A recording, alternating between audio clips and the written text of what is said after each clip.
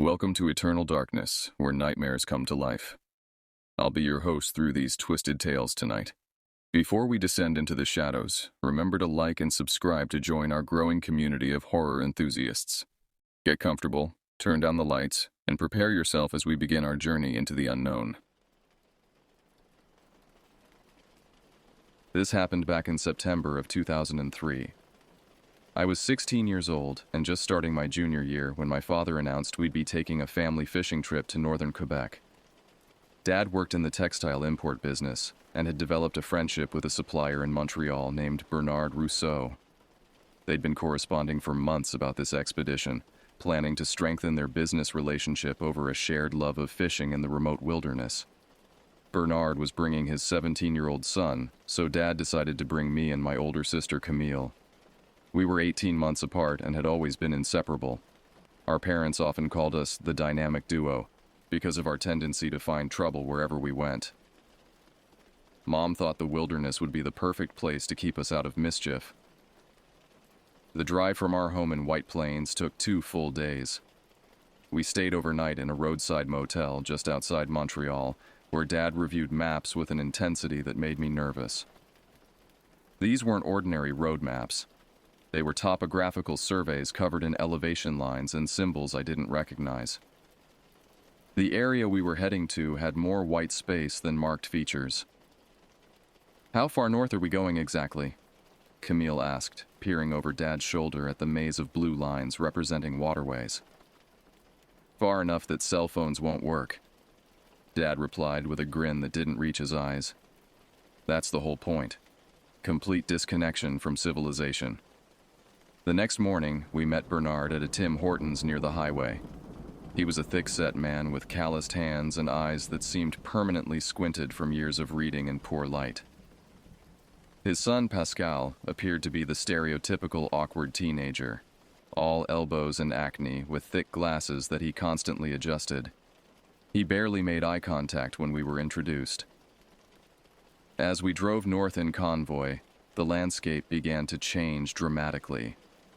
The suburban sprawl of Montreal gave way to farmland, then smaller towns, then forests that seemed to stretch endlessly in every direction. The highways became smaller roads, then gravel tracks that wound through terrain that looked increasingly untouched by human development. We stopped for lunch at a small diner where the waitress spoke rapid French and looked at us with barely concealed suspicion. Dad handled the conversation while Camille and I struggled with our high school French.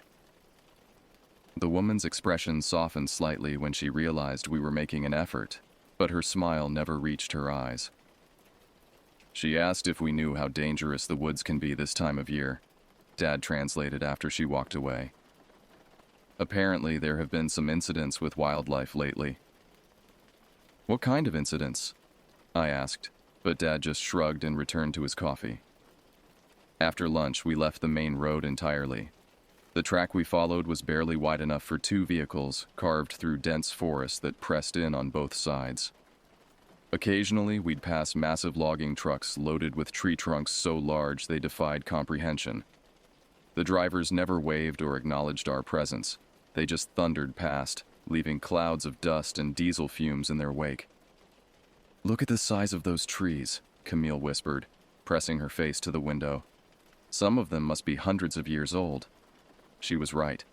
The forest we were passing through felt ancient, primordial. The trees were so tall, their tops disappeared into shadow, and the understory was so thick it appeared impenetrable. There were no hiking trails, no signs of human recreation, just endless wilderness that seemed to swallow the road ahead of us. As we drove deeper into this green maze, I began to feel a strange sense of unease. It wasn't just the isolation, though that was certainly part of it. There was something about the quality of the light filtering through the canopy. Something about the way shadows seemed to move when they should have been still, that made the hair on my arms stand up. "How much further?" I asked Dad, trying to keep my voice casual. He consulted his map again. "According to Bernard, we should reach the outfitter's station within the hour. From there, it's a boat ride to the island." Island. That was the first time anyone had mentioned we'd be staying on an island.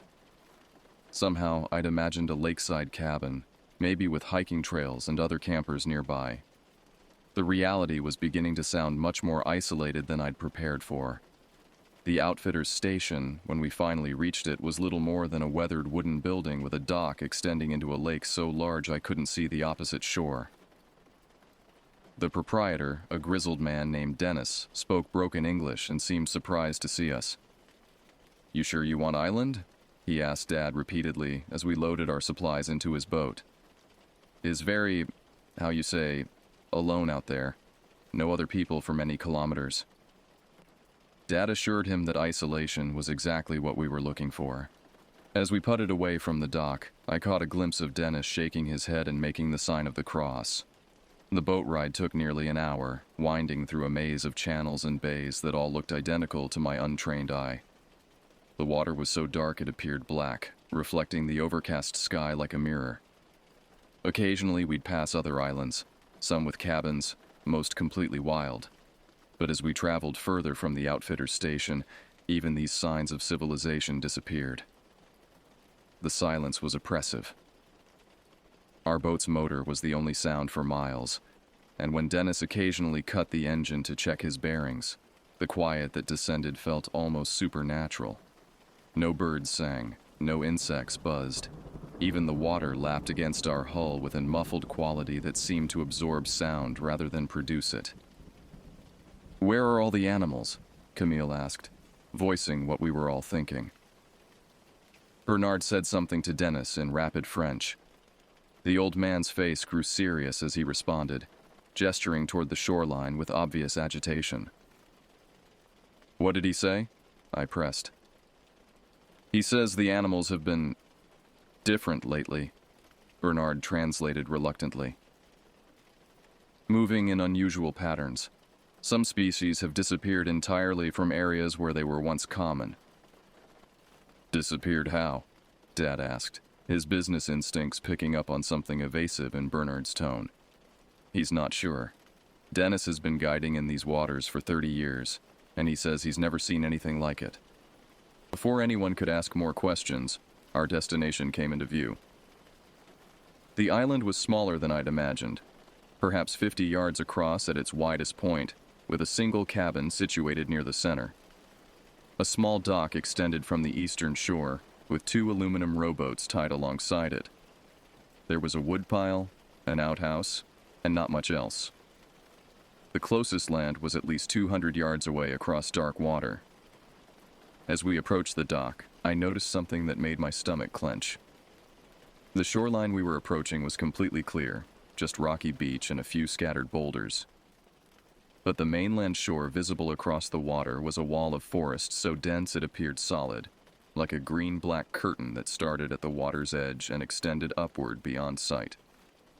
Dennis helped us unload our supplies with efficient movements, but I could see he was eager to leave. He declined Dad's invitation to stay for coffee, muttering something about wanting to reach the outfitter's station before dark. As his boat disappeared into the maze of channels, the sound of its motor fading to nothing, the weight of our isolation settled over us like a physical thing. The cabin itself was more comfortable than I'd expected.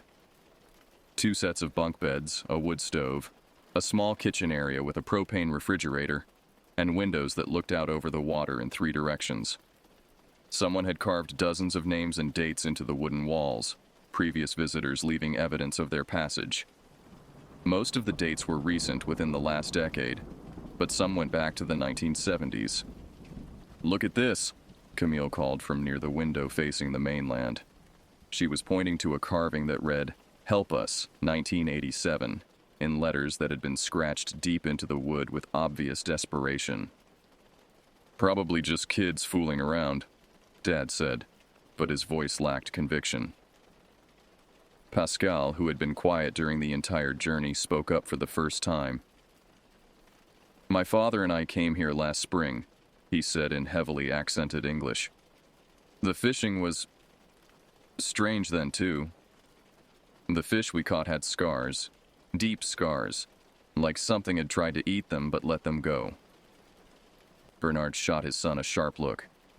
Pascal exaggerates, he said quickly. Boys his age have active imaginations. But Pascal continued, ignoring his father's obvious displeasure. And the sounds at night. You'll hear them soon enough. They don't sound like any animal I know. That's enough, Bernard snapped, and Pascal fell silent, but not before I caught the fear in his eyes. We spent the rest of the afternoon settling in and preparing dinner. The men organized tackle boxes and discussed fishing strategies for the morning, while Camille and I explored the island's perimeter. It didn't take long. We could walk the entire shoreline in under 10 minutes. The island's interior was mostly flat, covered with scraggly grass and a few stunted pine trees that seemed to struggle in the shallow soil. But it was the view of the mainland that dominated everything. From every vantage point, we looked across dark water at an unbroken wall of forest that seemed to absorb light rather than reflect it. There's something wrong with those woods, Camille said quietly as we stood at the island's northwestern point. Look how dark they are, even though it's still daylight. She was right.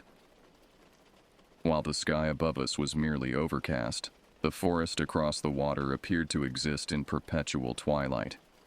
The trees were so densely packed that no light seemed to penetrate more than a few feet into their depths.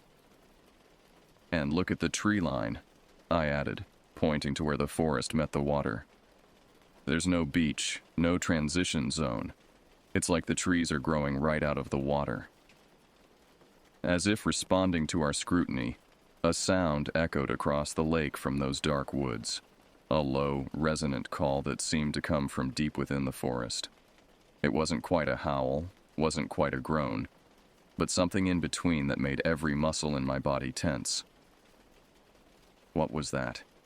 Camille whispered.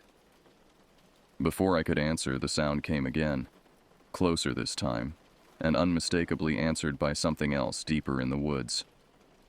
The call seemed to move through the forest in a pattern, as if multiple creatures were communicating across vast distances.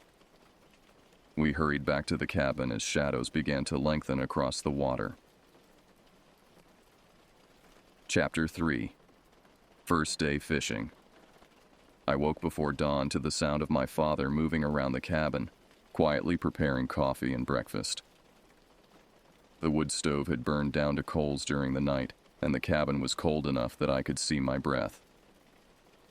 Through the window, the lake surface was perfectly still, covered with a thin layer of mist that made the mainland shore barely visible. "Morning, sunshine," Dad whispered when he saw me stirring. "Want to help me get the fire going again?" I nodded and slipped out of my sleeping bag, careful not to wake Camille. As I fed kindling to the coals, Dad began preparing breakfast, bacon, toast, and coffee strong enough to wake the dead. I had never been much of an early riser, but there was something about the complete silence outside that made sleep seem impossible anyway. "Sleep well?" Dad asked, though something in his tone suggested he hadn't. "Did you hear those sounds last night?" I asked quietly. After we went to bed. Dad paused in his coffee preparation. "What kind of sounds?" "Like calling, from across the water. It went on for hours." He was quiet for a long moment. "Old forests make strange noises," he said finally. "Trees settling, branches rubbing together in the wind. Sounds carry differently over water, too. They can seem closer than they really are." But I had been listening to those sounds for hours, and they definitely weren't trees settling. They had rhythm, pattern, almost like a language. And they had moved through the forest in ways that suggested intelligence behind them. Bernard and Pascal were already awake and organizing their fishing gear when Camille finally emerged from her sleeping bag. She looked as tired as I felt, with dark circles under her eyes and a distracted expression. "Bad dreams?" I asked her quietly while the men discussed their fishing strategy. "Weird dreams," she corrected. I kept dreaming I was swimming across the lake to the mainland. In the dream, I could see things moving in the forest, watching me. But I couldn't stop swimming toward them. A chill ran through me that had nothing to do with the cold morning air. I had experienced something similar, not exactly dreams, but a strange pulling sensation, as if something across the water was calling to me specifically. After breakfast, we loaded into the 2 aluminum rowboats. Dad and Bernard took one boat, while Pascal rowed Camille and me in the other. The plan was to fish the deeper waters near the center of the lake, where Bernard claimed the largest pike and walleye could be found. The mist was beginning to lift as we rowed away from the island, revealing more of the lake's vast expanse.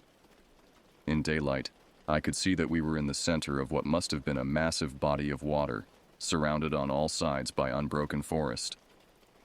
There were no other islands visible, no cabins or docks, no signs that humans had ever visited this place before us. "How big is this lake?" I asked Pascal as he rowed with steady, practiced strokes. "No one knows exactly," he replied. "The maps show it connected to other lakes, but the connections are through swamps and channels that change with the water level. Some say it's part of a system that stretches for hundreds of kilometers." As we rowed further from the island, I began to notice something disturbing about the water itself. While the surface appeared normal, occasionally I could see dark shapes moving beneath us. Shadows that seemed too large and moved too purposefully to be fish. When I pointed this out to Pascal, he nodded grimly. "The water is very deep here," he said. "Dennis told my father it's over 100 meters in some places. No one has ever mapped the bottom." We reached our fishing spot and dropped anchor near a submerged rock formation that Bernard claimed was a favorite feeding area for large fish. The men immediately began setting up their elaborate fishing rigs, while Camille and I watched with mild interest.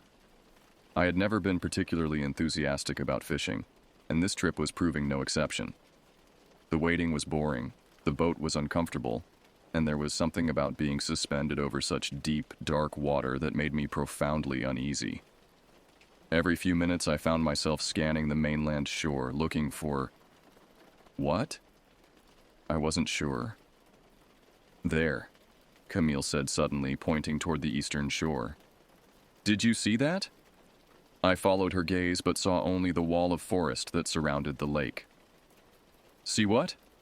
Something moved. Something big, just inside the tree line. Pascal looked up from his fishing rod with obvious alarm. "Where?" "Right there, near that dead tree that's leaning over the water.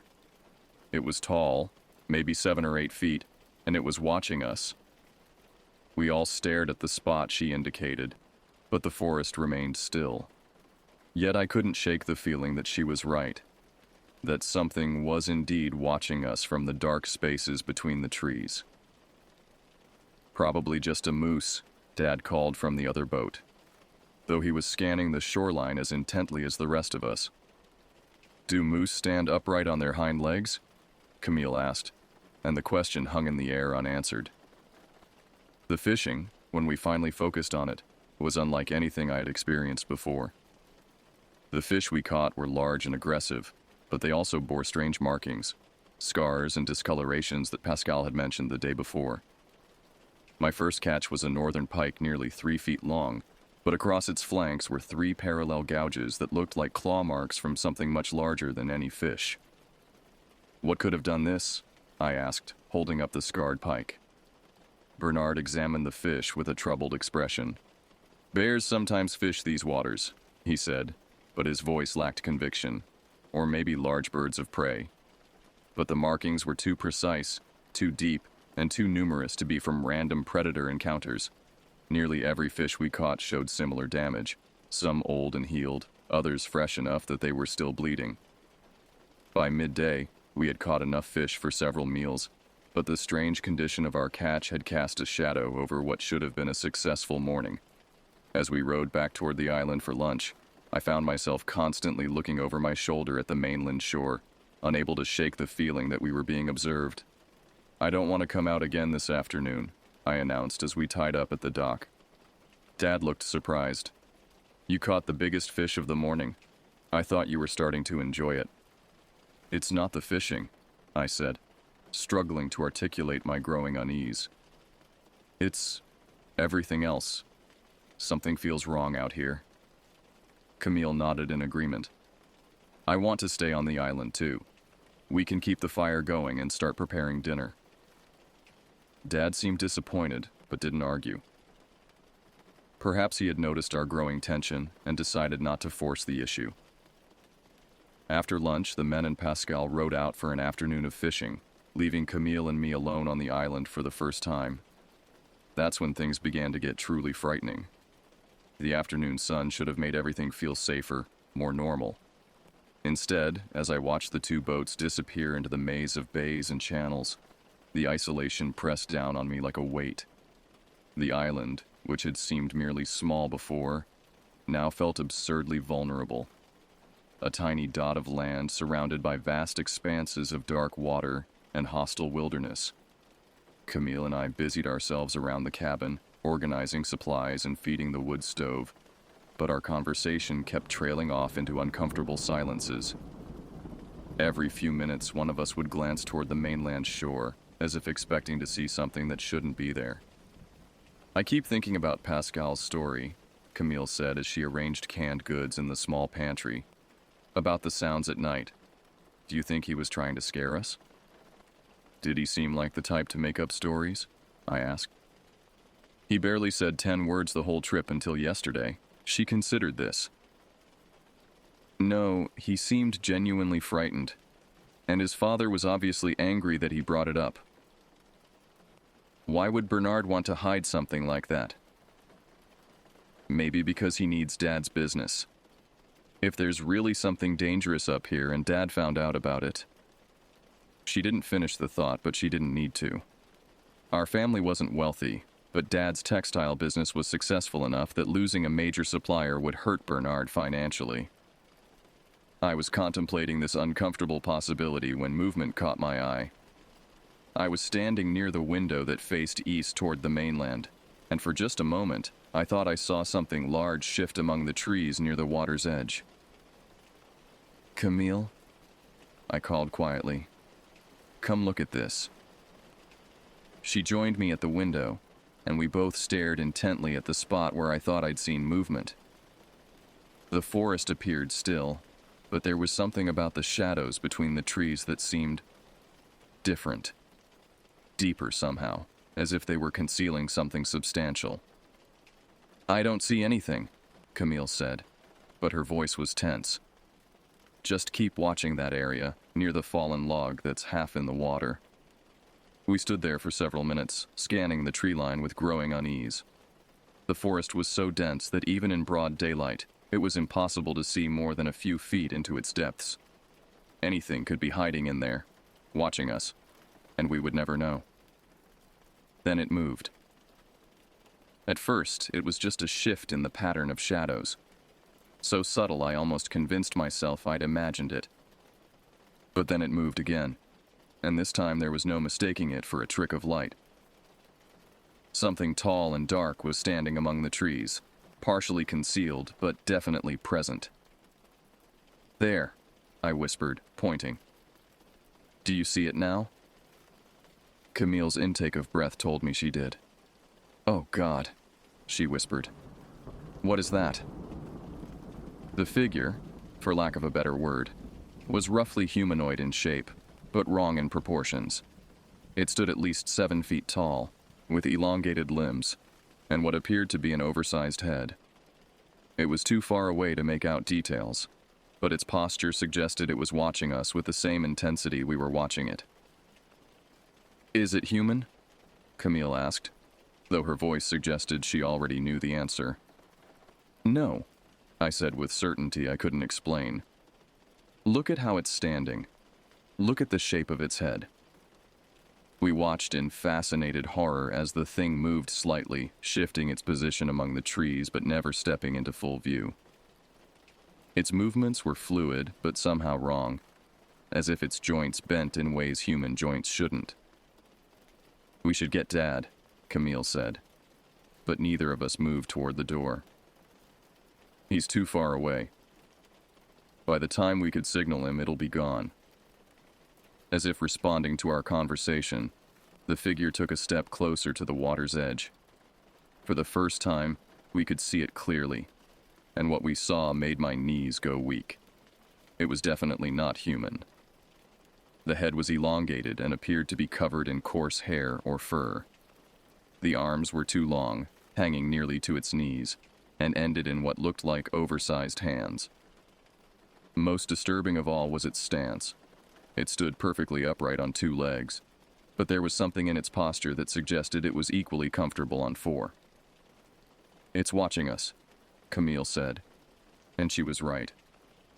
Even at this distance, there was no mistaking the direction of its attention. It stood motionless among the trees, focused entirely on our island.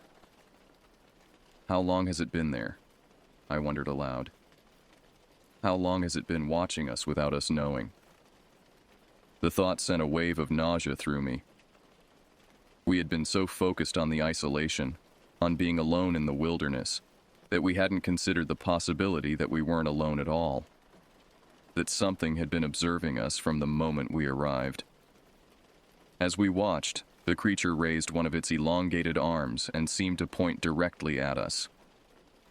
The gesture was so deliberate, so clearly directed, that it felt like a communication.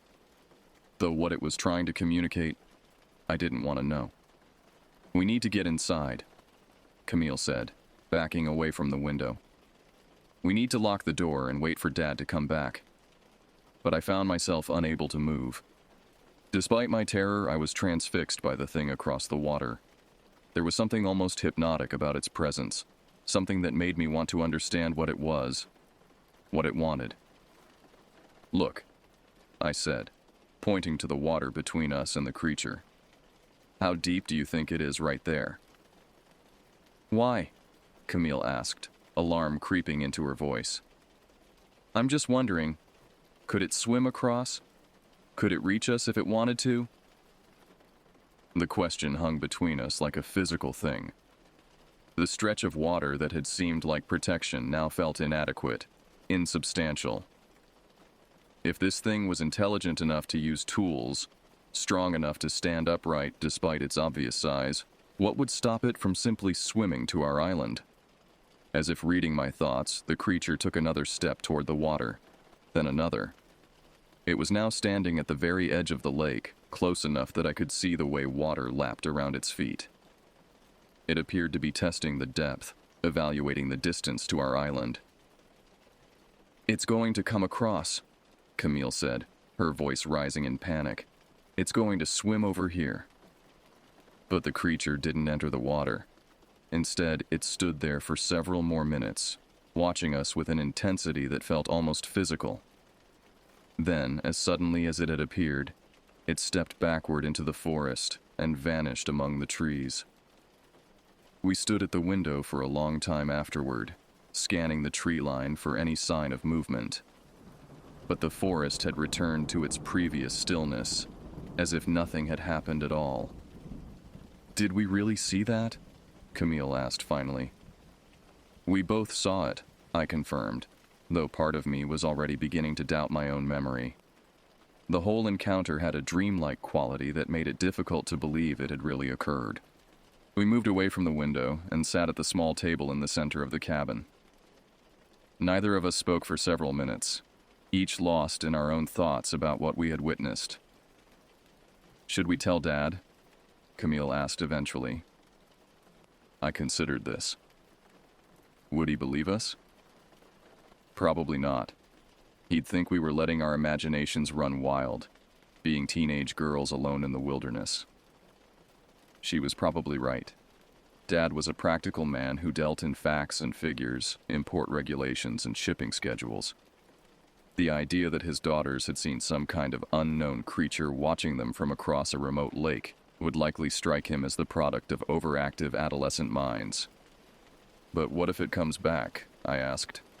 What if it was real, and it comes back tonight? Neither of us had an answer for that question. The men returned from their afternoon fishing expedition in high spirits, having caught several more large fish despite their strange condition. Dad was particularly pleased with a massive walleye that Bernard claimed was the largest he'd seen in years. Their enthusiasm provided a sharp contrast to the tension that had been building in Camille and me all afternoon. You two look like you've seen a ghost, Pascal observed as they tied up the boats. His English was improving with practice, and his powers of observation were uncomfortably acute. Just tired, Camille said quickly, shooting me a warning look. But as the evening progressed, our attempt to act normal became increasingly difficult. Every sound from outside made us jump. Every shadow that moved past the windows sent us into high alert. When the wind picked up after dinner, causing tree branches to scrape against the cabin's roof, I nearly knocked over my coffee cup. "Everything all right?" Dad asked, studying my face with concern. "Just not used to all these wilderness sounds," I said, forcing a smile. "It's a lot quieter here than at home." Bernard nodded knowingly. "The silence takes getting used to. In Montreal, there's always traffic, always people.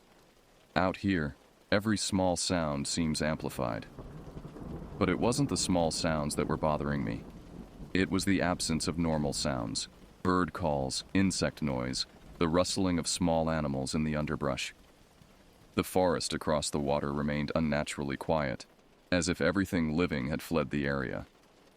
As darkness fell, we gathered around the wood stove to play cards and share stories. Pascal proved to be more talkative in the evening, telling us about his studies in biology and his plans to become a wildlife researcher. His knowledge of the local ecosystem was impressive and disturbing. "This region has one of the highest biodiversity indexes in North America," he explained as we played poker with matchsticks for stakes. "Or at least it used to. Recent surveys have shown dramatic population declines in multiple species." "What kind of declines?" Dad asked, his business instincts picking up on something significant. "Birds, mostly. Songbirds, raptors, even scavengers like ravens. Some species that were common 5 years ago have virtually disappeared from these forests." "What's causing it?" Camille asked, though something in her voice suggested she didn't really want to know the answer. Pascal exchanged a look with his father before responding. "The official explanation is climate change, habitat disruption from logging, pollution from mining operations upstream. But the pattern doesn't match what we'd expect from those causes." "What do you mean?" I pressed. "The disappearances are too sudden, too complete, and they're not random. It's as if something is specifically targeting the animals that would normally sound warnings when predators are present." Bernard shifted uncomfortably in his chair. "Pascal reads too many scientific journals," he said with forced lightness. "Sometimes the simplest explanations are the correct ones." But Pascal continued, ignoring his father's obvious discomfort. "And there are the reports from other guides, other fishing parties. Strange sightings, unusual animal behavior. Dennis mentioned that 3 groups have cut their trips short this summer because of incidents." "What kind of incidents?"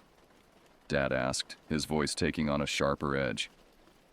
"Campers reporting feeling watched, finding unusual tracks around their sites, hearing sounds that don't match any known wildlife. One group from Toronto claimed something large was circling their camp all night, just outside the range of their flashlights." I felt my stomach clench. "Did they see what it was?" "They said it was tall, moved on 2 legs, and seemed to be studying them rather than hunting them, like it was trying to understand what they were." The cabin fell silent except for the crackling of the fire. Outside, the wind had died down, leaving us in the absolute quiet that I was beginning to associate with this place. But tonight, the silence felt different. Expectant, as if something was waiting. "Well," Dad said finally, "I think that's enough ghost stories for one evening. We should get some rest if we want to get an early start tomorrow." But even as we prepared for bed, I could see that Pascal's stories had affected everyone. Bernard seemed nervous, constantly glancing toward the windows. Dad checked the door locks twice, something I'd never seen him do at home. Even Camille, who usually fell asleep instantly, lay in her bunk staring at the ceiling. I was just beginning to drift off when the sound started. At first it was just a low rumble, so quiet I thought it might be distant thunder. But thunder doesn't maintain a steady rhythm. and thunder doesn't seem to move through the landscape in patterns. This sound was clearly communication, not random noise, but purposeful calls and responses echoing across the water. "Are you hearing this?" Camille whispered from the bunk above me. "Yes," I whispered back, grateful that I wasn't imagining it. The sounds were coming from multiple directions now, surrounding the lake with a chorus of deep, resonant calls that seemed to vibrate through the water and into the island itself. They varied in pitch and duration, but there was an unmistakable structure to them, as if different voices were contributing to a complex conversation. From Dad's bunk came a sharp intake of breath. "What in God's name?" he murmured. "They do this every night," Pascal said quietly from his corner of the cabin. "Sometimes for hours." "Why didn't you warn us?" Dad demanded, sitting up in his bunk. "Would you have believed me?" Pascal replied. "Would you have come if I'd told you that something unknown lives in these forests and calls to itself all night long?"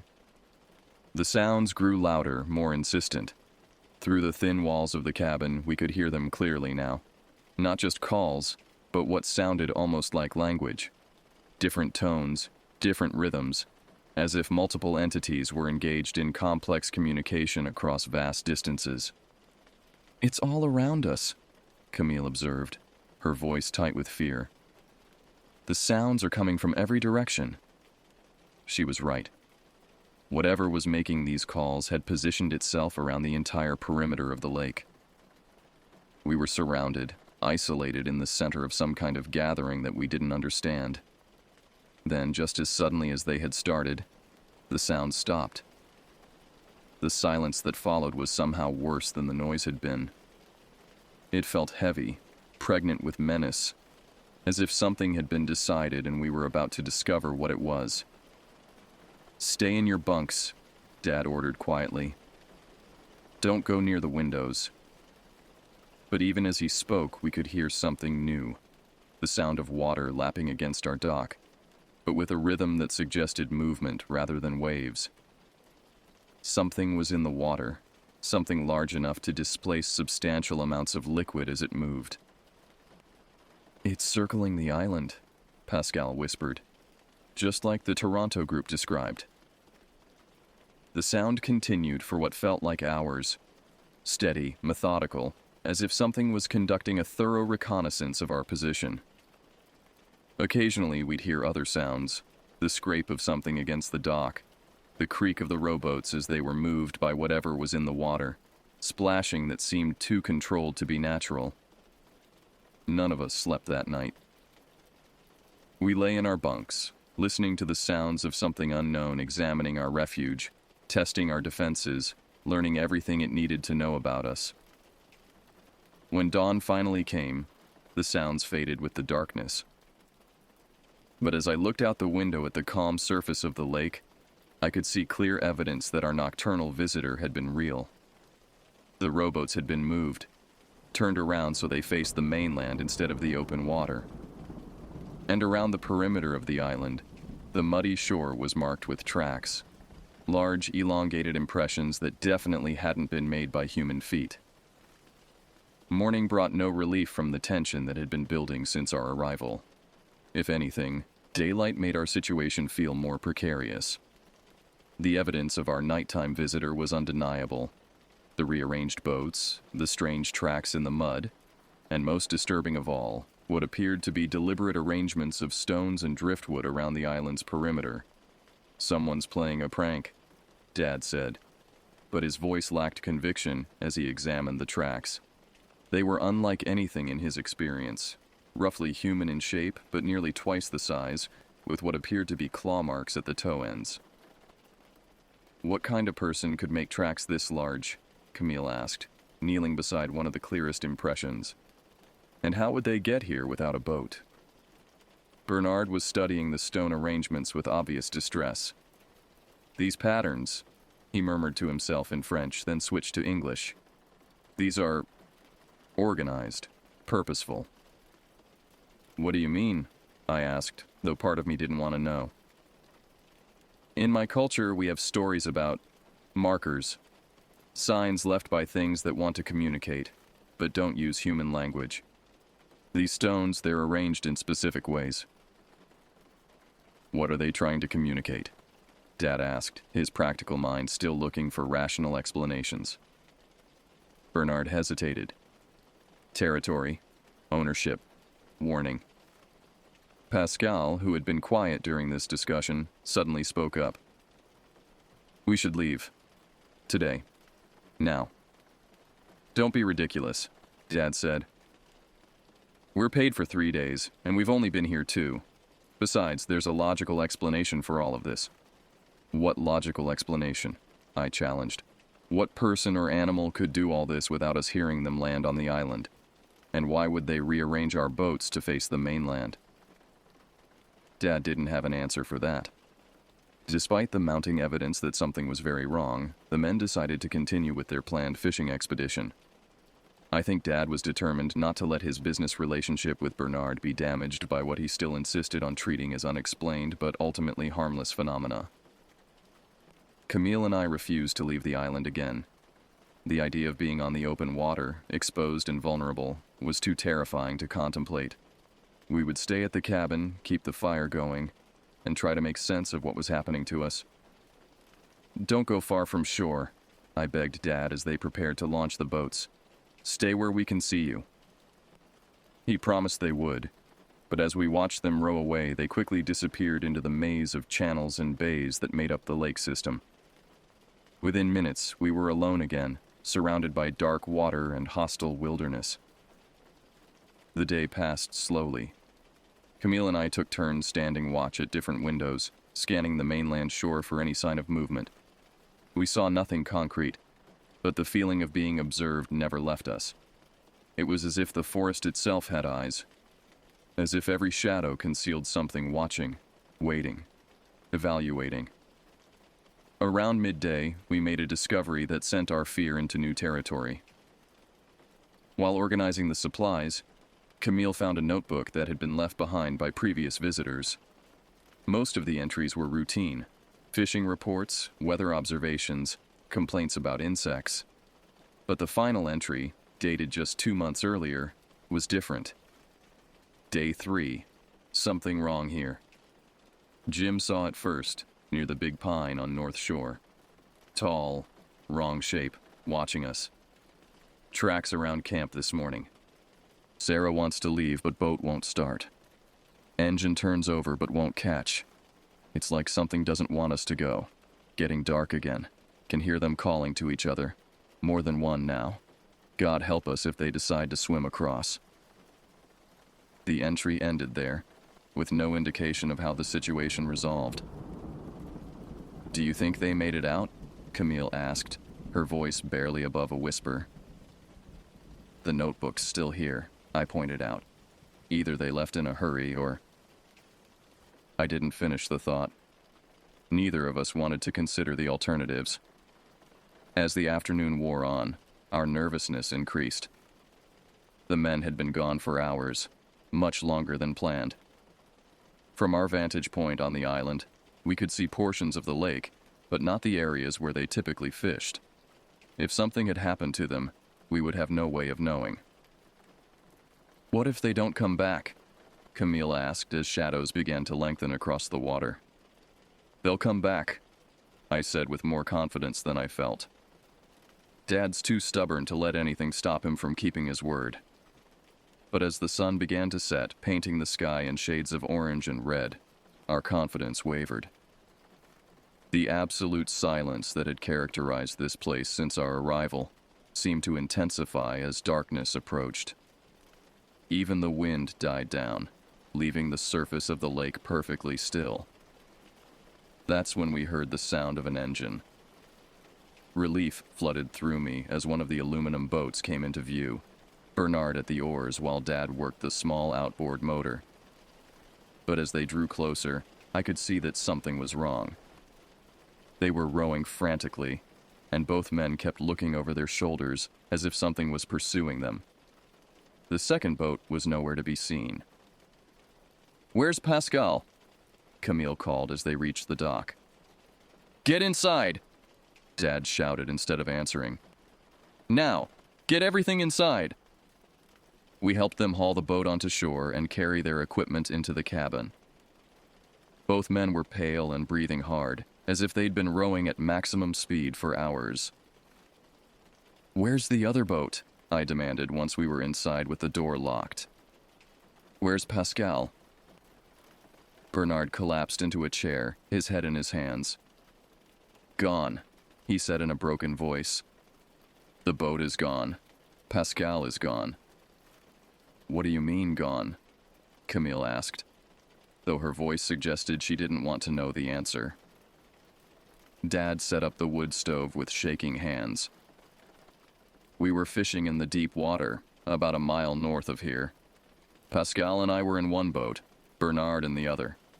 Everything was normal until about 3 o'clock. That's when the fish stopped biting," Bernard continued. "All at once, like someone had flipped a switch. The lake went completely dead. Then we heard the calls," Dad said. "Just like last night, but during the day. Coming from the shore all around us. Pascal started getting agitated," Bernard explained. "He kept saying we needed to leave, that they were getting ready to do something. I told him to calm down, but then..." He trailed off, unable to continue. "Then what?" I pressed. Dad took over the story. "Something surfaced near Pascal's boat.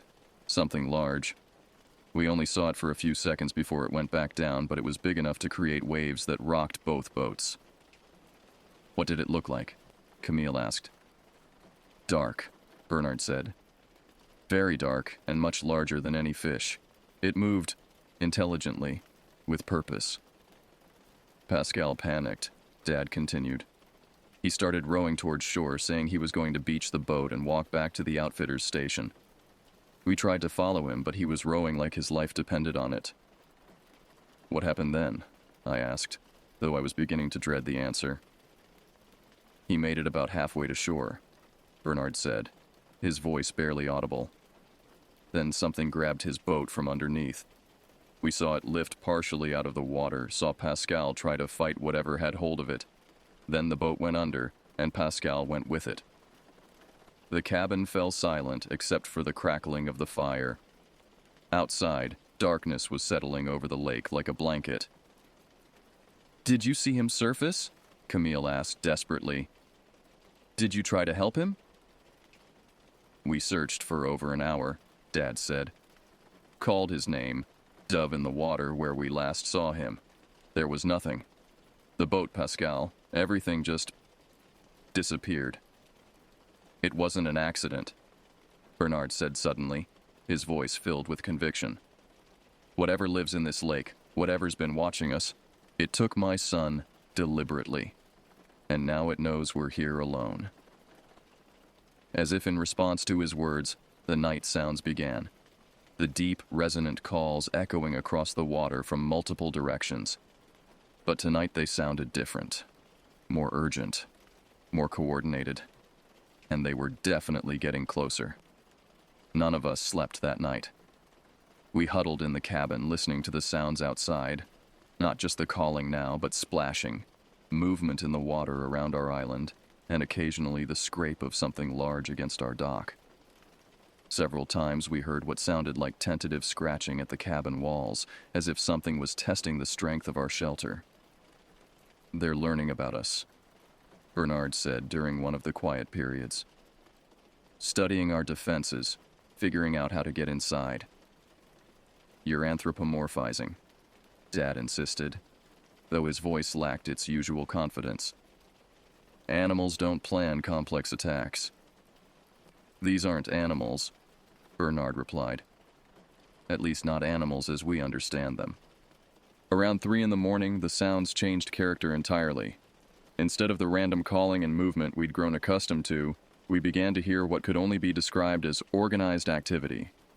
Rhythmic splashing suggested multiple entities moving in coordinated patterns around the island. The calls became shorter, sharper, more like commands than conversation. "They're organizing," I whispered, voicing what we were all thinking.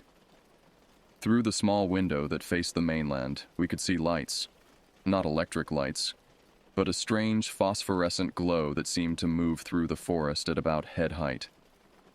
The lights appeared and disappeared among the trees, sometimes single points, sometimes clusters, always moving with purpose. Bioluminescence, Bernard murmured, pressing his face to the window. Some deep water species can produce their own light. But we're not underwater, Camille pointed out. We're looking at the forest. The implications of that observation settled over us like ice water. Whatever was producing those lights was equally comfortable in aquatic and terrestrial environments.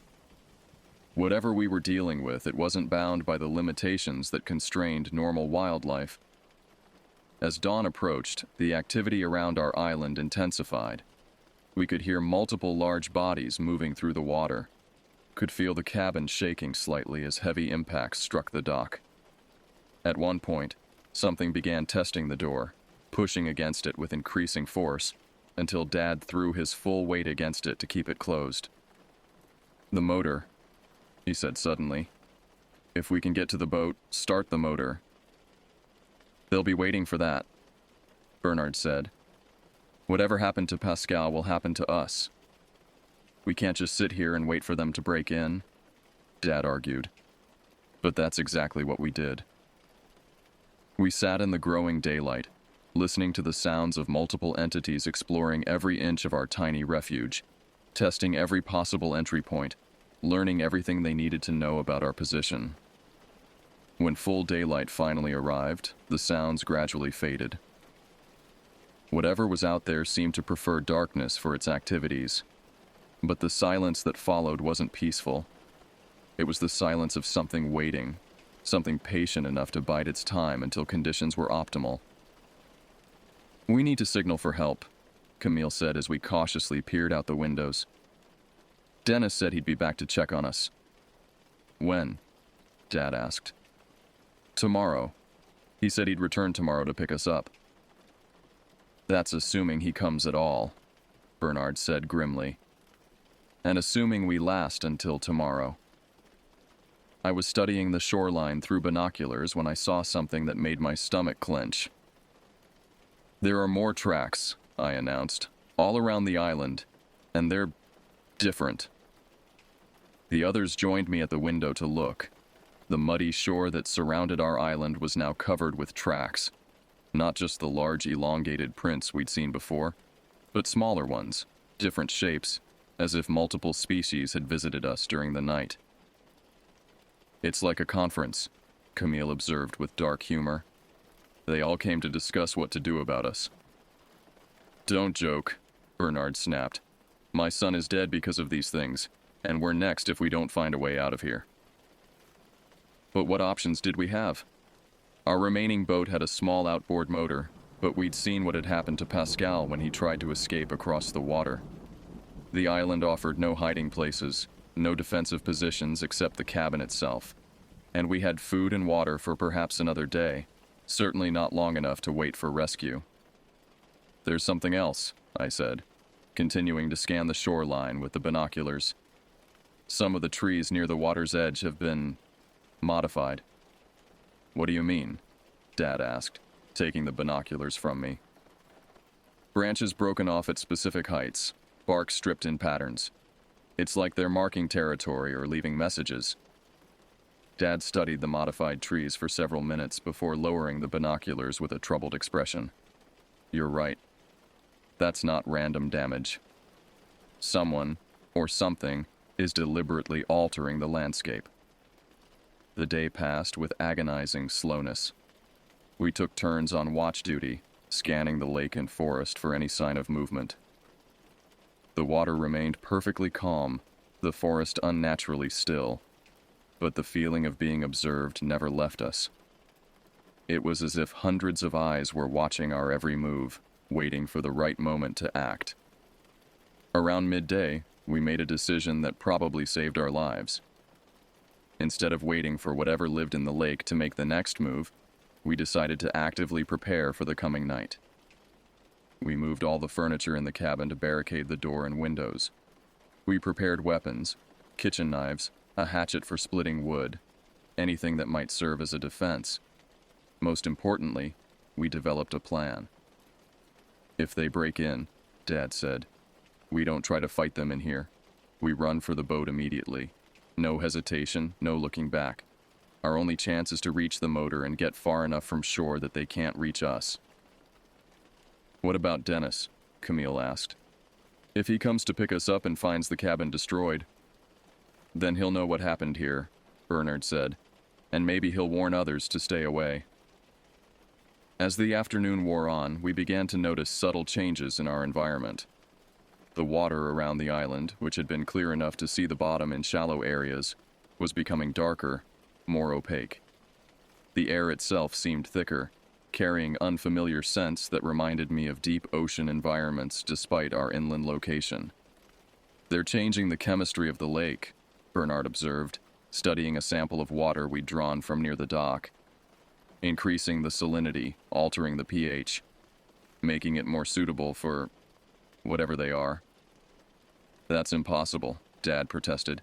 It would take industrial equipment to alter the chemistry of a body of water this size. Unless they're doing it biologically, Bernard countered. Some marine organisms can dramatically alter their local environment through metabolic processes. If there are enough of them, the implications were staggering. We weren't dealing with a few isolated creatures. We were dealing with an entire ecosystem, one that was actively reshaping the lake to suit its needs. As sunset approached, we made our final preparations. The boat was positioned for immediate escape, with the motor primed and ready to start. We had identified the fastest route from the cabin to the dock. Each of us knew our role in the escape plan. All we had to do was survive until Dennis arrived the following day. But as darkness fell and the calling began again, louder, more coordinated, more urgent than ever before, I began to doubt whether any of us would see another sunrise. The final night was unlike anything we had experienced before. The sounds that surrounded our island weren't just calls anymore. They were a symphony of communication that suggested intelligence, organization, and most terrifyingly, planning. Through the thin walls of the cabin, we could hear what sounded like deliberate consultation, as if multiple entities were discussing strategies in a language we couldn't understand. Around midnight, they began testing our defenses in earnest. The first assault came against the door. Not random pushing or scratching, but systematic pressure applied at specific points: the hinges, the frame, the lock mechanism. Whatever was out there understood how human construction worked and was methodically testing for weaknesses. They're problem-solving, Bernard whispered as we huddled in the center of the cabin, weapons ready. They understand cause and effect. When the door held, they turned their attention to the windows. We could hear something moving around the exterior of the cabin, testing each window in turn. The barricades we'd erected held, but we could see them flexing under pressure as whatever was outside pushed against them with increasing force.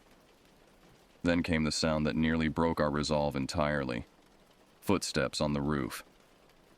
Something large was moving across the cabin's roof with deliberate, measured steps. We could track its progress by the creaking of the wooden beams overhead. It moved from one end of the cabin to the other, then back again, as if studying the structure from above. The chimney, Dad said suddenly. They're going to try to come down the chimney. We turned our attention to the wood stove, where we could hear scratching sounds coming from the flue. But the opening was too small for anything substantial to pass through, and the fire we kept burning would deter most attempts at entry. The siege continued for hours. Sustained pressure against the door and windows, movement on the roof, splashing in the water as multiple entities circled the island. At one point, we heard what sounded like tools being used, scraping, grinding sounds that suggested they were trying to create new entry points. They're adapting, I observed with growing terror, learning from each failed attempt. But our barricades held. The cabin, despite its rustic construction, proved surprisingly resilient against whatever was trying to get inside. As dawn approached, the attacks gradually ceased, leaving us exhausted, but alive in the growing daylight. When we finally dared to look outside, the evidence of the night's assault was undeniable. The doorframe was gouged with deep scratches. The window barriers showed impact marks from something with substantial strength. Most disturbing of all, we found tools around the perimeter of the cabin. Crude implements that appeared to be made from stones and driftwood, but shaped with obvious intelligence for specific purposes. "They're not just intelligent," Bernard said as he examined one of the tools. "They're advancing, learning to use implements to modify their environment." We were still processing this discovery when we heard the sound of a boat engine in the distance. Dennis had come to rescue us, exactly as promised. Relief flooded through me as his boat came into view, but it was tempered by the knowledge that we had to reach him safely. The stretch of water between our island and Dennis's boat suddenly seemed vast and filled with potential danger. "All together," Dad commanded as we gathered at the dock. "No one gets left behind." Our escape was a nightmare of terror and adrenaline. We launched our boat and started the motor without incident, but as soon as we began moving toward Dennis, the water around us erupted with activity. Dark shapes moved beneath the surface, sometimes bumping against our hull with impacts that threatened to capsize us.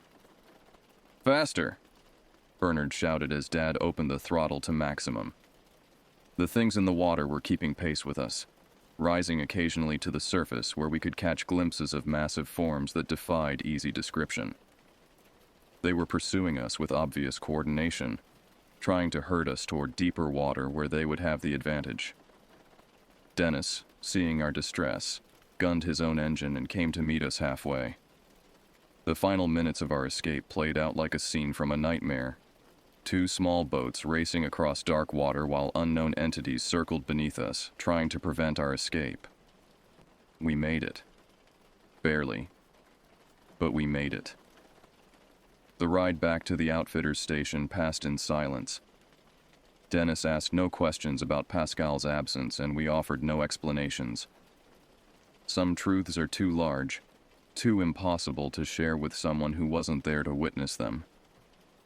The drive home was equally quiet. Bernard had lost his son and aged 10 years in 3 days. Dad's business relationship was obviously over, though neither man spoke about the financial implications. Camille and I sat in the back seat, watching the wilderness gradually give way to civilization, trying to process what we had experienced. It wasn't until we reached Montreal that anyone spoke about what had happened. "No one will believe us," Camille said as we stopped for gas. "Maybe that's for the best," Dad replied. "Maybe some things are better left unknown." But I couldn't accept that.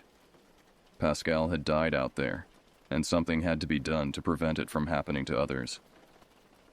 When we reached home, I began researching the area where we'd been fishing. What I found was disturbing. Over the past decade, there had been a steady pattern of disappearances in that region.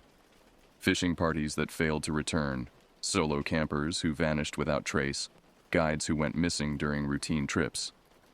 The official explanations varied: equipment failure, falls into deep water, attacks by known predators, but the pattern was unmistakable. Something in those remote forests and lakes was taking people. I tried to contact authorities to report what we had seen and experienced. But Dad was right. No one believed us. The story was too fantastic, too far outside normal experience. Officials politely took my statements and filed them away, probably assuming I was suffering from trauma-induced hallucinations. Bernard returned to Montreal and never contacted us again. Through business acquaintances, Dad learned that he had sold his textile operation and moved away from Quebec entirely. He never spoke publicly about his son's disappearance, and Pascal was officially listed as a drowning victim. Years have passed since that trip. I've finished high school, graduated from college, started a career. I've traveled extensively, visited wilderness areas around the world, even returned to northern Canada on several occasions. But I've never been back to that specific lake, never tried to retrace our route to that isolated island. Sometimes, though, I find myself studying maps of northern Quebec, trying to identify the exact location where we encountered whatever those things were. Part of me wants to organize a proper expedition, to return with cameras and recording equipment, to document the evidence and force the world to acknowledge what exists in those remote waters. But a larger part of me remembers the fear, the absolute helplessness we felt during those 3 days. Some mysteries are better left unsolved. Some truths are too dangerous to pursue. Whatever lives in that lake, it's still there. Still watching. Still waiting for the next group of unsuspecting visitors to venture into its territory. And someday, God help us all, someone else will discover what we discovered. Someone else will experience the terror of being hunted by something that shouldn't exist. I only pray that when that day comes, they're better prepared than we were. The wilderness keeps its secrets. But sometimes, late at night when the world is quiet and still, I can almost hear those deep, resonant calls echoing across the water, reminding me that some places on Earth don't belong to us. They never did.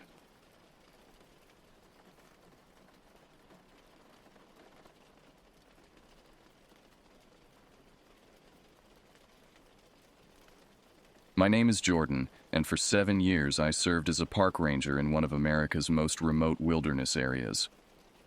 I won't specify the exact location, not because I'm trying to be mysterious, but because I don't want to lose what little pension I managed to secure after leaving the service under less than ideal circumstances. What I'm about to share with you happened between 2016 and 2023, during some of the most terrifying years of my life. I was 24 when I first put on that olive green uniform, fresh out of college with a degree in environmental science and stars in my eyes about protecting America's natural heritage. I thought I knew what danger looked like in the wilderness: bears, mountain lions, sudden weather changes, maybe the occasional lost hiker or poacher. I was prepared for nature's documented threats, the ones they teach you about in training courses and orientation videos. I wasn't prepared for the things that exist in the spaces between what we understand and what we refuse to acknowledge.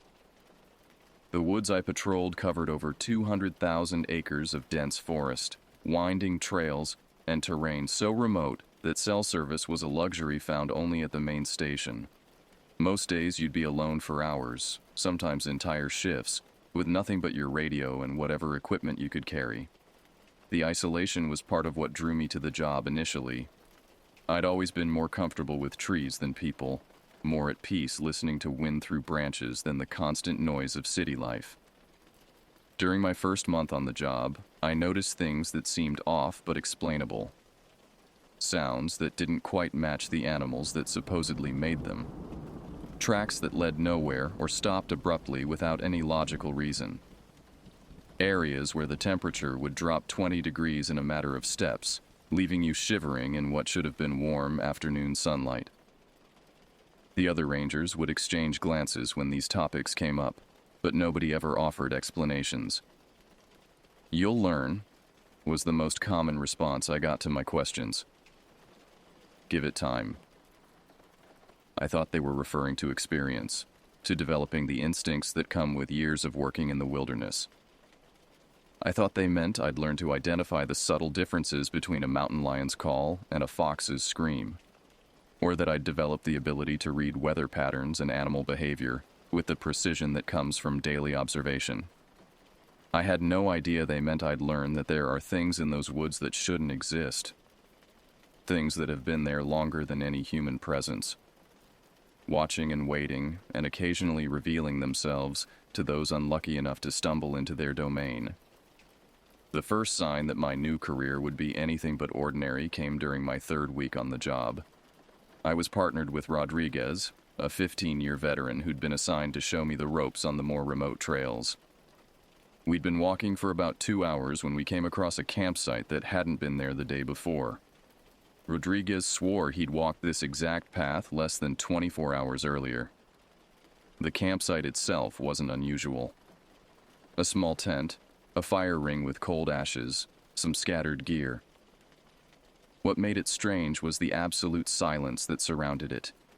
No birds, no insects, no wind moving through the leaves overhead. The air felt thick, almost solid, like walking through invisible molasses. Rodriguez stopped about 30 feet from the tent and held up his hand for me to do the same. "Something's wrong," he whispered, though in that unnatural quiet his voice seemed to carry for miles. We stood there for what felt like hours but was probably only minutes, watching the tent for any sign of movement. Finally, Rodriguez called out in his official ranger voice, announcing our presence and asking if anyone needed assistance. No response. He tried again, louder this time. Still nothing. Standard protocol required us to investigate, but every instinct I had was screaming at me to walk away. The longer we stood there, the more wrong everything felt. The tent wasn't moving in what should have been a light breeze. The fire ring showed signs of recent use, but there was no smell of smoke in the air. Most unsettling of all, I couldn't see our footprints in the soft dirt behind us, though I clearly remembered the effort it had taken to walk through the loose soil. Rodriguez made the decision to approach, and I followed, though every step felt like moving through increasingly thick air. When we reached the tent, he called out one more time before unzipping the entrance flap. The tent was empty. Not just empty, it was pristine. No sleeping bag, no personal items, no sign that anyone had ever used it. The inside looked like it had just come off a showroom floor, complete with that chemical smell of new synthetic materials. But the tent itself showed signs of weatherwear on the outside, faded colors, and small tears that suggested months or years of use. We spent another 20 minutes searching the immediate area, looking for any sign of where the camper might have gone. We found nothing, no footprints leading away from the site, no abandoned gear hidden in the surrounding brush, no indication that anyone had ever been there except for the tent itself. When we returned to the station that evening, Rodriguez filed a report about an abandoned campsite and noted its GPS coordinates for follow-up. But during the entire walk back, he'd been unusually quiet, and I caught him looking over his shoulder more than once. That night, I asked him directly what he thought had happened. "Some questions don't have answers you want to hear," he told me. "And some answers don't help you sleep better at night." The next morning, we returned to the site to remove the abandoned tent. The entire area was empty. No tent, no fire ring, no sign that anything had ever been there. The ground was covered with undisturbed leaf litter that looked like it had been accumulating for years. Rodriguez took GPS readings 3 times to make sure we were in the right location. We were. That was my first real lesson in what the job would actually entail. Not just protecting visitors from the known dangers of the wilderness, but learning to navigate around the unknown dangers that had no explanation and no solution. Rodriguez never spoke about what happened that day, but I noticed he always chose different routes when we patrolled that area in the future. I should have paid more attention to his example. The incident that truly opened my eyes to the reality of what lurked in those woods happened 6 weeks into my employment. It was late September 2016, and the autumn colors were just beginning to paint the landscape in shades of red and gold. I was still considered a junior ranger, which meant I was rarely sent out alone on anything more complex than routine trail maintenance or basic visitor assistance calls. When the call came in about screaming sounds coming from the deep forest, I was expecting to spend my afternoon tracking down a mountain lion or possibly a fox caught in a trap. These calls were routine. Animals in distress often produce sounds that can be mistaken for human voices, and we'd typically locate the source, assess the situation, and either provide assistance or determine that nature should be allowed to take its course. What made this call unusual was Chief Warren's decision to accompany me. Warren had been running the park for over 20 years, and in my short time there, I'd never seen him participate in routine wildlife calls. He was a man in his late 50s with gray hair and the kind of weathered face that comes from decades of outdoor work. But his eyes held a sharpness that suggested he'd seen things that went far beyond standard park management. "Mind if I tag along?" he asked when I was preparing to head out. Been behind a desk too much lately. Could use the exercise. I was flattered. Having the chief take interest in my work felt like a sign that I was making a good impression. We set off together, making casual conversation about my adjustment to the job and my impressions of the park. Warren was easy to talk to, and I found myself relaxing despite the strange nature of his involvement in such a routine call. The screaming sounds we'd been called to investigate were coming from about 2 miles north of the main trail system, in an area where few visitors ventured due to the difficult terrain and lack of marked paths. As we walked, I could hear the sounds in the distance, high-pitched wails that did indeed sound like an animal in distress, though something about the rhythm and tone seemed off in a way I couldn't quite identify. "Sounds like a mountain lion," I said, trying to demonstrate my developing knowledge of local wildlife. Warren nodded but didn't respond immediately. When he did speak, his tone had shifted from casual to serious. "You know, Jordan, one thing you'll learn in this job is to take every call seriously, no matter how routine it seems. You never know what you're going to find out here." At the time, I thought he was giving me general advice about being thorough and professional. I had no way of knowing he was preparing me for what we were about to encounter. We'd been walking for about 20 minutes when the screaming sound suddenly stopped. Not gradually, not fading into the distance. They simply ceased as if someone had thrown a switch. The silence that followed was unlike anything I'd ever experienced. It wasn't just the absence of the screaming, it was the absence of everything. No bird songs, no insect buzz, no rustle of small animals moving through the underbrush. Even the wind seemed to have died completely, leaving the trees motionless against the gray sky. I stopped walking and listened, straining to hear anything that might indicate what had happened to the animal we'd been tracking. Warren stopped as well, but his posture had changed. Where moments before he'd been walking casually, hands swinging freely at his sides, now he stood rigid, alert, his head tilted slightly as if listening for something specific. "Chief?" I whispered, though I wasn't sure why I felt the need to whisper. He held up one hand, gesturing for silence, his eyes scanning the tree line around us with an intensity that made my stomach tighten with sudden anxiety. The silence stretched on, becoming more oppressive with each passing second.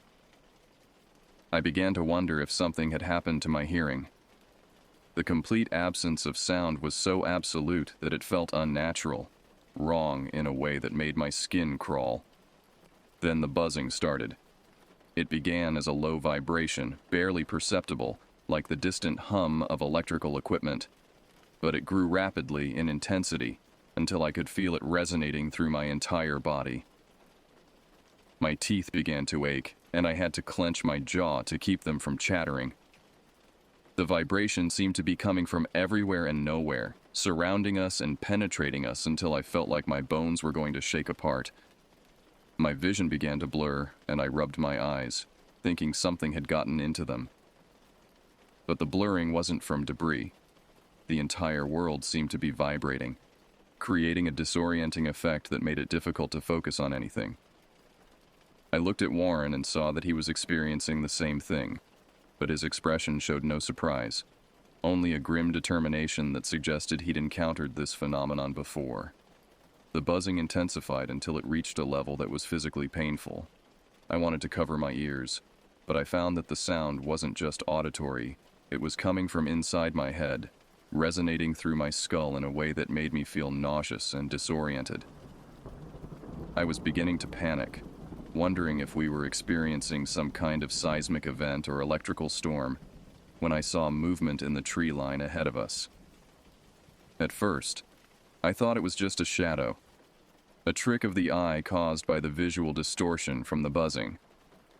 But as I watched, the shadow separated itself from the darkness between the trees and stepped into the small clearing where we stood. The figure was tall, at least 7 feet, and completely black. Not just dark clothed, but black in a way that seemed to absorb light rather than reflect it. It moved with a fluid grace that was somehow wrong, as if its joints bent in directions that human joints shouldn't bend. As it emerged fully from the tree line, it paused and seemed to survey us with an intelligence that was both alien and malevolent. Then it opened what I assumed was its mouth and released the same screaming sound we'd been tracking, but amplified to a volume that made my ears ring and my vision blur even more severely. The sound was coming from this thing, but it was also still coming from inside my head, creating a double effect that was overwhelming and terrifying. Every instinct I had was screaming at me to run. My legs were tensed, my heart was pounding, and I could feel adrenaline flooding my system in preparation for flight. But before I could move, Warren's hand clamped down on my arm with surprising strength, his fingers digging into my bicep hard enough to leave bruises. Without taking his eyes off the figure, he leaned close to my ear and spoke in a voice so calm it was almost conversational. "Don't run. Don't talk. Don't look back. Just keep walking." The absolute composure in his voice was more unsettling than the creature itself. This wasn't a man facing the unknown. This was a man following a protocol he'd learned through experience. Warren knew what this thing was, or at least how to handle an encounter with it, and that knowledge was somehow more terrifying than ignorance would have been. The creature had stopped screaming and was now moving toward us in a way that defied easy description. It wasn't walking or running. It was flowing across the ground like liquid shadow, covering distance with a speed that should have been impossible for something moving on what appeared to be legs. But despite its rapid approach, Warren began walking away at a normal pace, his hand still gripping my arm, guiding me along beside him. Every fiber of my being wanted to break free from his grip and run as fast as I could. The thing was gaining on us, and Warren's casual walking pace seemed like suicide. But something in his demeanor convinced me to trust his judgment, even though I couldn't understand the logic behind it. The walk back to the main trail was the longest 20 minutes of my life. I could hear the creature following us, sometimes close enough that I could feel its presence like a cold pressure against my back, sometimes far enough away that I could almost convince myself it had lost interest. But Warren never altered his pace, never looked back, never showed any sign of the terror that was coursing through my veins. The buzzing in my head continued throughout the entire retreat, varying in intensity but never completely disappearing. My vision remained blurred, and I had to trust Warren's guidance to keep from stumbling over roots and rocks. Several times I felt something brush against the back of my neck, light touches that could have been wind or branches but felt deliberately placed. Finally, gradually, the normal sounds of the forest began to return. Bird songs filtered back into the air, insects resumed their buzzing, and a light breeze stirred the leaves overhead. The oppressive silence that had marked the creature's presence was lifting, and with it, the vibration in my skull began to fade.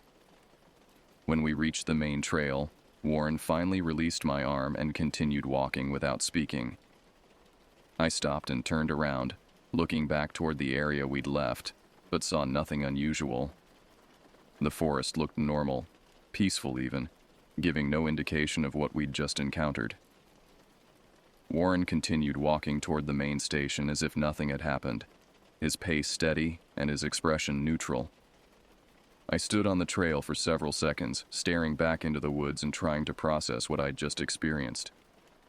My hands were shaking, and I could feel sweat cooling on my forehead despite the mild autumn temperature. When I finally caught up with Warren, I was full of questions that came pouring out in a rush of confused words and half-formed sentences. What was that thing? Had he seen it before? Was it some kind of animal? Should we report it? Were there others? Warren let me exhaust myself with questions before responding. When he finally spoke, his voice carried the weight of years of experience with things that had no easy explanations. "There are things in these woods that have been here longer than us," he said, not slowing his pace or looking at me as he spoke. "Things we can't explain or get rid of. If you don't think you can handle that, you should pack your bags now." The casual way he delivered this information was almost as disturbing as the encounter itself. He wasn't speaking like a man who just faced something extraordinary. He was speaking like someone discussing routine occupational hazards. The implication was clear. Encounters like this were part of the job, and I needed to decide whether I could handle them or find other employment. That night, I lay in my small apartment trying to make sense of what had happened. I considered the possibility that I'd hallucinated the entire experience, that stress or fatigue or some unknown medical condition had caused me to see things that weren't there. But Warren's behavior suggested that whatever I'd experienced was real and familiar to him. I spent hours online, searching for any information about similar encounters in national parks or wilderness areas. I found scattered reports of strange sightings, unexplained phenomena, and encounters with things that didn't fit any known category of wildlife. But the official responses to these reports were always the same: misidentification of known animals, optical illusions caused by weather conditions, or psychological effects of isolation and stress. The more I read, the more I understood why Warren and the other experienced rangers never talked openly about what they'd seen. Who would believe them? And what purpose would it serve to frighten people away from areas they were charged with protecting? The job required a certain level of secrecy, an acceptance that some aspects of wilderness management couldn't be found in any manual or training program. Over the following weeks, I noticed changes in how the other rangers treated me. Nothing dramatic, just small signs that I'd crossed some threshold from outsider to insider. Rodriguez no longer changed the subject when conversations touched on unusual incidents. Martinez, a ranger with over a decade of experience, began sharing stories about sounds she'd heard and things she'd seen that couldn't be explained through conventional wildlife knowledge. I learned that every ranger in the park had encountered something that challenged their understanding of what was supposed to exist in those woods. Some had seen figures moving through the trees at impossible speeds. Others had heard voices calling their names from empty clearings. Several described finding tracks that led nowhere or campsites that appeared and disappeared without explanation. The unspoken rule was that these experiences weren't discussed with visitors, new employees, or anyone outside the ranger service. They were acknowledged among the experienced staff, but only in vague terms and only when necessary for safety purposes. Warren's direct statement to me had been unusually explicit, but then again, I'd been present during an encounter, rather than just hearing about one secondhand. I decided to stay. The decision wasn't based on bravery or curiosity. It was based on a growing understanding that this job involved protecting people from dangers they didn't know existed. If there were things in those woods that posed threats to visitors, then someone needed to be there who understood those threats and knew how to respond to them. Running away would have been the easier choice, but it wouldn't have been the right choice. Warren never directly acknowledged my decision to remain, but I noticed that he began including me in more complex assignments and trusting me with information that wasn't shared with newer rangers. I was gradually inducted into the informal network of people who knew what really went on in the deep woods and who worked together to manage threats that couldn't be addressed through official channels. The work was challenging in ways I'd never anticipated.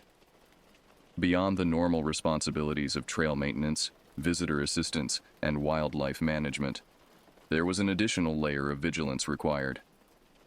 We had to watch for signs of unusual activity, respond to reports that might involve more than conventional wildlife, and make judgment calls about when to prevent visitors from entering certain areas. Sometimes this meant closing trails due to maintenance issues, when the real reason was that something had been seen or heard in the area that posed an undefined but potentially serious threat. Sometimes it meant accompanying search and rescue operations not just to help find lost hikers, but to ensure that the searchers themselves didn't encounter anything they weren't prepared to handle. The psychological toll was significant. Constantly being alert for dangers that you couldn't fully understand or explain created a level of stress that was difficult to manage.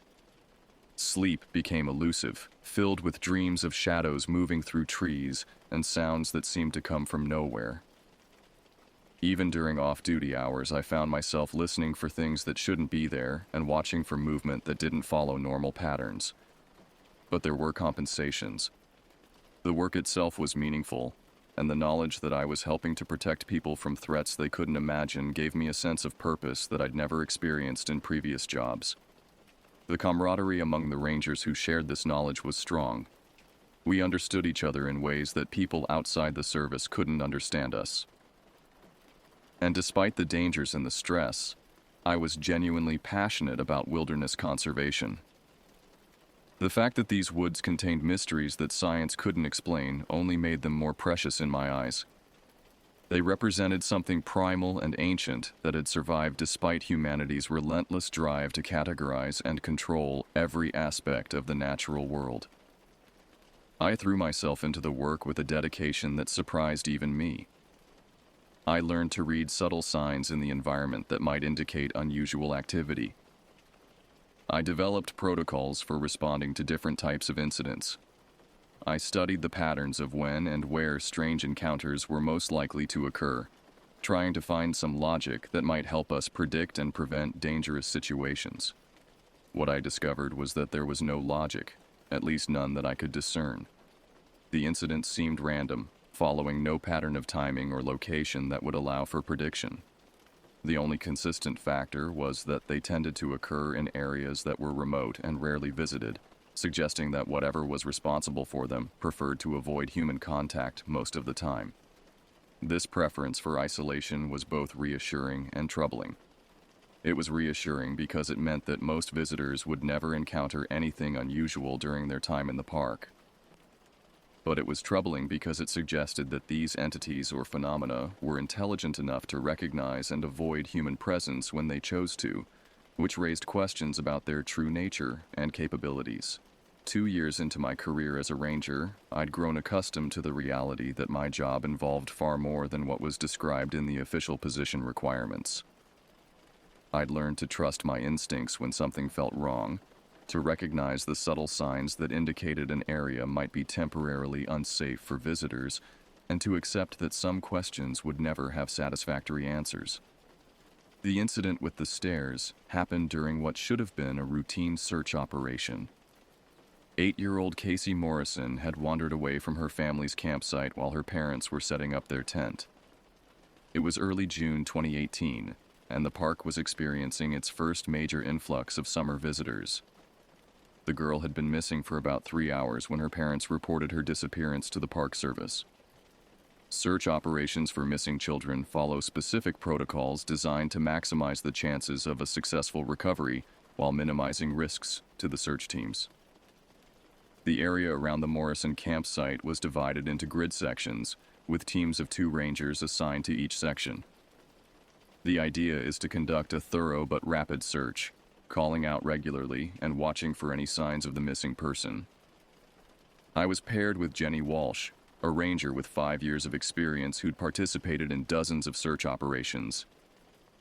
We were assigned to search a section of forest that extended roughly half a mile east of the campsite, an area that included several unmarked trails and a small creek that the child might have followed if she'd been curious about where it led. The terrain in our section was moderately difficult, not impassable, but challenging enough that an 8-year-old would likely have difficulty covering large distances quickly.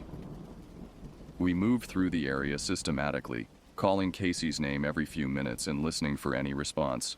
The other search teams were spread out far enough that we could occasionally hear their calls in the distance, but we were essentially operating independently. About an hour into the search, as we were working our way through a particularly dense section of undergrowth, I caught sight of something that made me stop and stare. Through the trees ahead, I could see what appeared to be a set of stairs rising from the forest floor and disappearing into the canopy above. My first thought was that I'd stumbled upon the remains of an old structure, perhaps a hunting cabin or fire tower that had been demolished, leaving only the steps behind. But as I got closer, I could see that these weren't the remnants of anything man-made. They were pristine, appearing almost new despite being covered with moss and small vines that suggested they'd been in place for years. The stairs were made of what looked like gray stone, each step perfectly level and uniform in height. They rose at a gentle angle, winding slightly as they ascended, but I couldn't see where they led because the upper portions disappeared into the thick canopy of leaves above. Most unsettling of all, they seemed to be freestanding, not attached to any structure or foundation, simply rising from the ground as if they'd grown there naturally. "Jenny," I called softly, not wanting to shout and potentially disturb whatever strange situation I'd encountered. She made her way over to where I stood and looked in the direction I was pointing. Her reaction was immediate and unmistakable. Her face went pale, and she grabbed my arm with enough force to make me wince. "Don't touch them," she said urgently. "Don't go near them. Don't walk up them. Don't even think about walking up them." Her intensity surprised me. I'd become accustomed to unusual phenomena in the woods, but Jenny's reaction suggested that stairs were something particularly dangerous, not just weird or unexplained. "What are they?" I asked. "Nobody knows," she replied, her eyes never leaving the stairs. "But people who climb them don't come back the same. Some don't come back at all." As she spoke, I became aware of a subtle pull, an almost magnetic attraction that made me want to approach the stairs and see where they led. It wasn't a conscious desire, it was more like an instinct, similar to the way you might feel drawn to look over the edge of a cliff, or put your hand on a surface that you knew was hot. The urge was gentle, but persistent, and I had to consciously resist the impulse to take a step forward. "I can feel it too," Jenny said, apparently recognizing my struggle. "That's how they get you. They make you want to climb them." She pulled out her radio and called to the other search teams, reporting that we'd found something and needed someone to call our names to break the spell. Within seconds, we heard Rodriguez's voice calling from about a quarter-mile away, announcing that they'd found something near the creek. The moment I heard his call, the strange attraction to the stairs vanished completely. It was like waking up from a dream. Suddenly, the stairs looked exactly like what they were, an inexplicable and potentially dangerous anomaly that I had no business investigating. Jenny and I backed away carefully, keeping the stairs in sight until we were well clear of the area. We found Casey Morrison about 20 minutes later, sitting by the creek and playing with a collection of smooth stones she'd gathered from the water. She was unharmed and seemed completely unaware that anyone had been looking for her. When we asked how long she'd been by the creek, she said she'd just arrived and had been playing there for a little while. The timeline didn't make sense. She'd been missing for nearly 4 hours, but the creek was only about a 30-minute walk from her family's campsite. When we asked what she'd been doing before she came to the creek, she said she couldn't remember. She seemed genuinely confused by the question, as if the concept of before didn't make sense to her. During the walk back to reunite Casey with her parents, Jenny explained more about the stairs phenomenon. According to her, mysterious staircases had been reported in wilderness areas across the country for decades. They appeared in different locations, but they always shared certain characteristics. They were freestanding. They seemed to exert some kind of psychological influence on people who encountered them, and they were associated with disappearances and unexplained incidents. The official policy is to report them when we find them, and then avoid the area until they're gone, she told me. Sometimes they disappear on their own after a few days or weeks. Sometimes they stay for months before vanishing. "Gone?" I asked. "What do you mean gone?"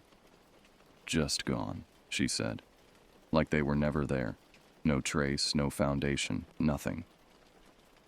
I asked if anyone had ever tried to study them or document them scientifically. Jenny shook her head. "A few people have tried over the years," she said. "Researchers, investigators, even some government agencies. But the stairs don't photograph well. They show up blurry or distorted in pictures, and video equipment tends to malfunction around them. And anyone who gets too close to them starts experiencing the same urge that you felt. Even people who know what to expect have trouble resisting it." That evening, I filed a report about finding the stairs, noting their location and recommending that the area be marked as temporarily off-limits to visitors. Warren reviewed the report without comment, but I noticed he immediately pulled out a map and marked the location with a red pen. Apparently, there was an unofficial tracking system for these incidents that wasn't part of the standard documentation process. The next morning, I returned to the area with Martinez to verify that the stairs were still there and to establish a perimeter that would discourage visitor access without drawing undue attention. When we arrived at the location, the stairs were gone. Not moved, not fallen over. Completely absent, as if they had never existed. The ground where they had stood showed no evidence of disturbance, no marks or impressions that might indicate where they had been. Martinez seemed unsurprised by this development. "They do that," she said matter-of-factly. "Come and go on their own schedule. At least this time nobody tried to climb them." I asked what happened to people who did climb them. Martinez was quiet for a long moment before answering. "Some come back different," she said finally. "They remember climbing up, but they can't remember coming back down. They lose time, sometimes hours, sometimes days, and they're changed afterward. Distant, like part of them is still somewhere else." "And the others?" "The others don't come back at all." The incident with the ladder occurred during my 3rd year as a ranger, in what was becoming a pattern of increasingly strange encounters. It was early July 2019, and I was conducting routine trail maintenance with Kevin Torres, a relatively new ranger who joined the team 6 months earlier. We were checking for poison ivy growth along some of the less frequently used trails, a mundane but necessary task that required walking every path in our assigned section and noting areas where harmful plants had encroached on the walking surfaces. The trail we were inspecting that day split into 2 parallel paths that reconnected about half a mile ahead. It was a common design feature meant to reduce erosion on heavily trafficked routes, though this particular trail saw few enough visitors that erosion wasn't really a concern. Kevin and I decided to split up to cover both paths simultaneously, planning to meet where they rejoined. I took the right fork while Kevin took the left. The paths ran close enough together that we could see each other through the trees most of the time, and we maintained radio contact to coordinate our progress. For the first 20 minutes, the work was exactly as routine as expected. I noted several areas where poison ivy was beginning to grow across the trail and marked them for later treatment. Then I noticed the clearing. It was perfectly circular, about 30 feet in diameter, and completely devoid of vegetation. Not just free of trees and bushes. There wasn't a single blade of grass, weed, or even moss growing anywhere within its boundaries. The earth was hard-packed and smooth, as if it had been carefully maintained, though there was no sign of human activity in the area. In the exact center of the clearing stood a ladder. It was a standard aluminum extension ladder, the kind you might find in any hardware store, fully extended to perhaps 20 feet in height. But it wasn't leaning against anything. It stood perfectly upright, balanced impossibly in the open air as if supported by invisible forces. At the top of the ladder, motionless and staring upward at the sky, was a man in a dark business suit. My first instinct was to call out to him. He was clearly in distress or danger. Nobody climbs to the top of an unsupported ladder and then stays there staring at the sky with their mouth hanging open. But something about the scene stopped me from immediately rushing forward to help. The man's posture was wrong.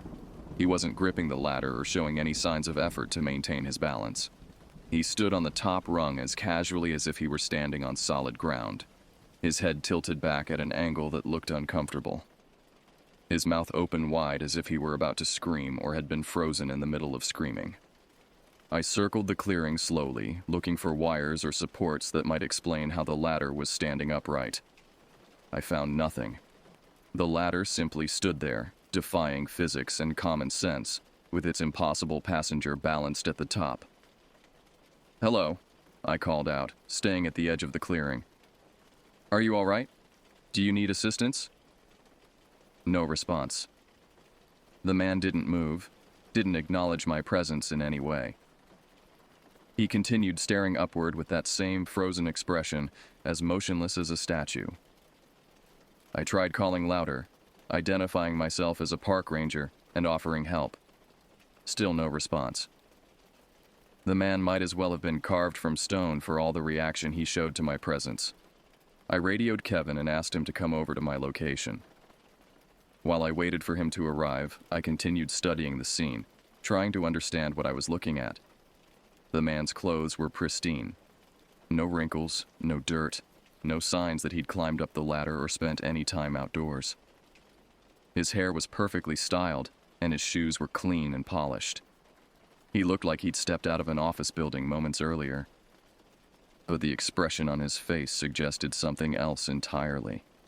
Even from ground level, I could see that his eyes were wide with what looked like terror or shock, and his mouth was stretched open in a way that seemed anatomically extreme. It was the expression of someone who'd seen something so horrifying that their features had locked in place. When Kevin arrived, his reaction was immediate and visceral. He stopped at the edge of the clearing and stared at the scene with undisguised horror. "What the hell is that?" he whispered. "I don't know," I replied. "I was hoping you might have some ideas." Kevin had grown up in the area and had spent most of his life hiking and camping in these woods. If anyone would recognize what we were looking at, it would be him. But he seemed as baffled and disturbed as I was. "That ladder can't be standing like that," he said. "It's physically impossible." We spent several minutes discussing possible explanations. Maybe there were thin wires we couldn't see. Maybe it was some kind of art installation or elaborate prank. Maybe the man was a performer of some kind, demonstrating an unusual balancing act. But none of these explanations felt adequate. The scene had a quality of wrongness that went beyond simple physical impossibility. It felt dangerous in a way I couldn't define, as if approaching it would expose us to something we weren't equipped to handle. Against my better judgment, I decided to get closer. Every instinct I developed during my time as a ranger was telling me to stay away, but I couldn't ignore the possibility that the man needed help. If he was in some kind of medical distress, time could be critical. I walked slowly toward the ladder, Kevin following reluctantly behind me. With each step, the feeling of wrongness intensified. The air in the clearing felt thick and oppressive, making it difficult to breathe normally. The silence was absolute. No birds, no insects, no wind moving through the trees around us. When I was about 10 feet from the ladder, I reached out to touch it, thinking that physical contact might reveal some detail I'd missed from a distance.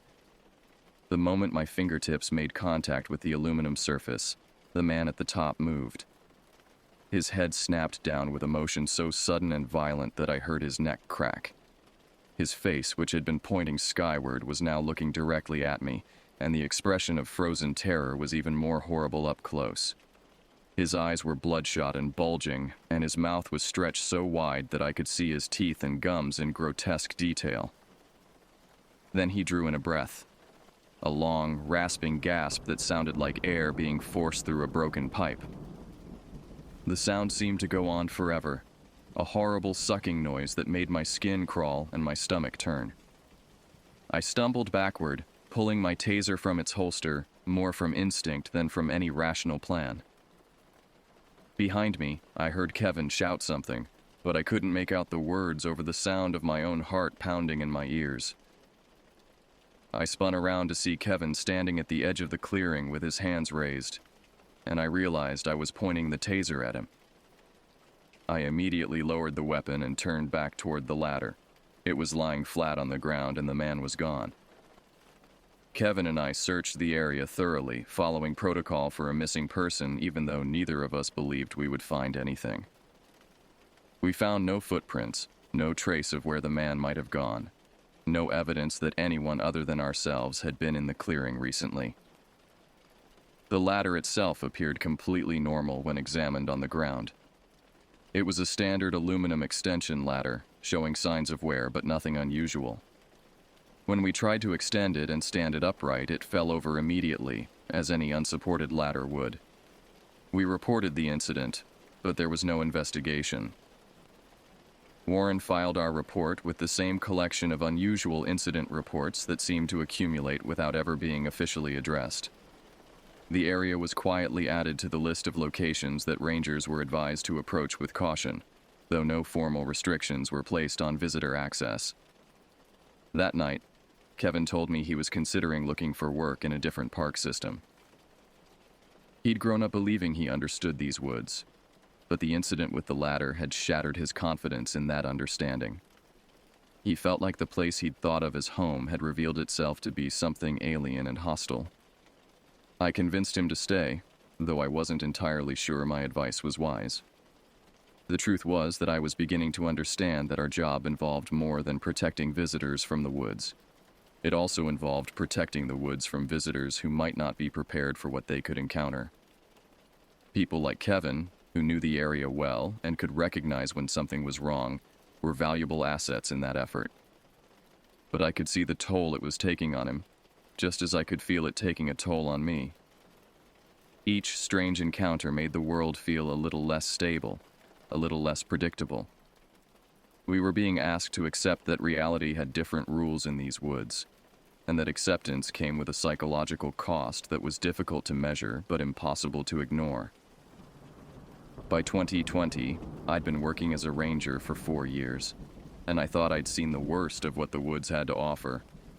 The encounters with unknown entities, the impossible structures that appeared and disappeared, the feeling of being watched by things that shouldn't exist. I'd learned to accept these as occupational hazards and to function despite the constant low-level anxiety they produced.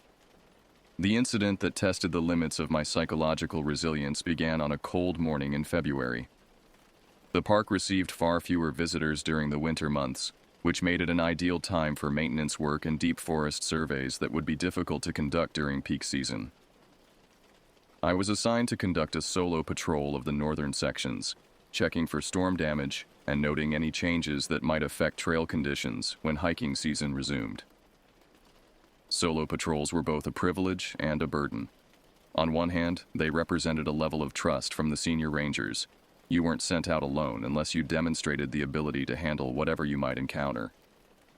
On the other hand, they meant spending 8 or 10 hours in the woods with only your radio for company, walking through areas where cell phone coverage was non-existent and help could be hours away. The route I'd been assigned would take me through some of the most remote areas of the park, following a series of maintenance roads and unmarked trails that few people other than Park Service personnel ever saw. The weather was overcast but stable, with temperatures in the mid-30s and no precipitation forecast. Perfect conditions for a long walk through the winter woods. I'd been hiking for about 3 hours when I heard someone calling my name. The voice was distant but clear, coming from somewhere ahead of me on the trail. It sounded like a woman's voice, though I couldn't make out any other details. My first thought was that another ranger was in the area and trying to get my attention, though I wasn't aware of any other patrols scheduled for that section of the park. "Hello," I called back, but received no response. I continued walking in the direction the voice had come from, listening for any additional calls. After a few minutes, I heard it again. My name, called in the same distant female voice, but this time coming from a different direction. Off to my left, where there was no trail and no reason for anyone to be walking. I stopped and pulled out my radio, checking to see if anyone else was working in the area. The radio crackled with static, but when I tried to make contact with the main station, I got no response. I tried several times, adjusting frequencies and checking my equipment, but couldn't establish communication with anyone. The radio failure wasn't necessarily alarming. The northern sections of the park had spotty radio coverage under the best of conditions, and the overcast sky could be interfering with signal transmission. But combined with the mysterious voice calling my name, it created a sense of isolation that was more unsettling than usual. I heard my name called again, this time from behind me, in the direction I'd come from. The voice was clearer now, and I could tell it was definitely a woman's voice, though I still couldn't identify who it might be. There was something odd about the tone. It wasn't urgent or distressed, but it also didn't sound entirely natural. It was too clear, too perfectly projected, like a recording being played through a high-quality speaker system. Against my better judgment, I decided to investigate. I left the trail and walked in the direction of the most recent call, pushing through thick undergrowth and scrambling over fallen logs. The terrain was difficult, and I had to move slowly to avoid injury, but I felt compelled to find the source of the voice. After about 10 minutes of difficult hiking, I emerged into a small clearing that I'd never seen before, despite having patrolled this area multiple times over the years. The clearing was roughly oval-shaped, perhaps 50 feet across at its widest point, and completely empty. No trees, no bushes, no signs of human presence. The ground was covered with a thin layer of snow that showed no footprints or disturbance of any kind. I stood at the edge of the clearing and called out, asking if anyone was there and identifying myself as a park ranger. My voice echoed strangely in the open space, seeming to bounce back from invisible walls. But there was no response from whatever had been calling my name. Then I heard it again. My name, called clearly and unmistakably, but this time coming from directly behind me. I spun around, expecting to see someone standing at the edge of the clearing, but found nothing. The voice had been close enough that the speaker should have been visible, but I was completely alone. "This isn't funny," I called out, though I was beginning to suspect that whoever or whatever was calling my name wasn't interested in humor. "If you need assistance, please show yourself." The response came from multiple directions simultaneously. My name, called in the same clear female voice, but now coming from at least 4 different locations around the clearing. The voices were perfectly synchronized, creating an eerie echo effect that made my skin crawl. I pulled out my service weapon, though I wasn't sure what I thought I might need to shoot. The rational part of my mind knew that drawing a gun on disembodied voices was probably not the most reasonable response, but the emotional part of my mind was screaming that I was in danger and needed to be prepared to defend myself. The voices continued calling my name, now coming from everywhere and nowhere, surrounding me with sound that seemed to have no source. I turned in circles, trying to identify where the calls were coming from, but it was impossible to pinpoint any specific location. The sound seemed to be emanating from the air itself, as if the clearing had become a giant speaker. I tried to leave the clearing, but found that I'd become disoriented. The undergrowth through which I'd entered looked the same in every direction, and I couldn't identify the path I'd taken to reach this place. I felt panic beginning to rise in my chest as I realized I might be trapped in this empty space with whatever was calling my name. The voices began to change. Instead of just calling my name, they started speaking in sentences, though the words were garbled and difficult to understand. It sounded like multiple conversations happening simultaneously, all in the same female voice, creating a babble of sound that was almost comprehensible but never quite made sense. I caught fragments, words like lost and help and find, but couldn't piece them together into anything meaningful. The voices seemed to be trying to communicate something important, but the message was either too complex or too alien for me to understand. Then suddenly, they stopped. The silence that followed was absolute and oppressive. Not just the absence of the mysterious voices, but the absence of all sound. No wind, no bird calls, no distant traffic noise. I might as well have been standing in a soundproof room for all the environmental noise that reached my ears. I stood motionless in the center of the clearing, afraid to move or speak, waiting for something to happen. Minutes passed without any change. The silence stretched on until it became as unsettling as the voices had been. Finally, I forced myself to walk to the edge of the clearing and search for the path I'd taken to reach it. After several minutes of searching, I found what looked like the route I'd followed, though I couldn't be completely certain. I pushed through the undergrowth as quickly as I could, desperate to return to the marked trail and the relative normalcy it represented. When I reached the trail, I immediately tried my radio again. This time it worked perfectly, connecting me with the main station on the first attempt. I reported my status and requested permission to return to base, claiming that I'd completed my assigned route early. I never mentioned the voices or the clearing in my official report. There seemed to be no point in documenting something that I couldn't explain and that might make people question my fitness for duty. But that night, I called Martinez and described what had happened. "The woods know our names," she said after I'd finished my account. "Don't ask me how, but they do. And sometimes they call us."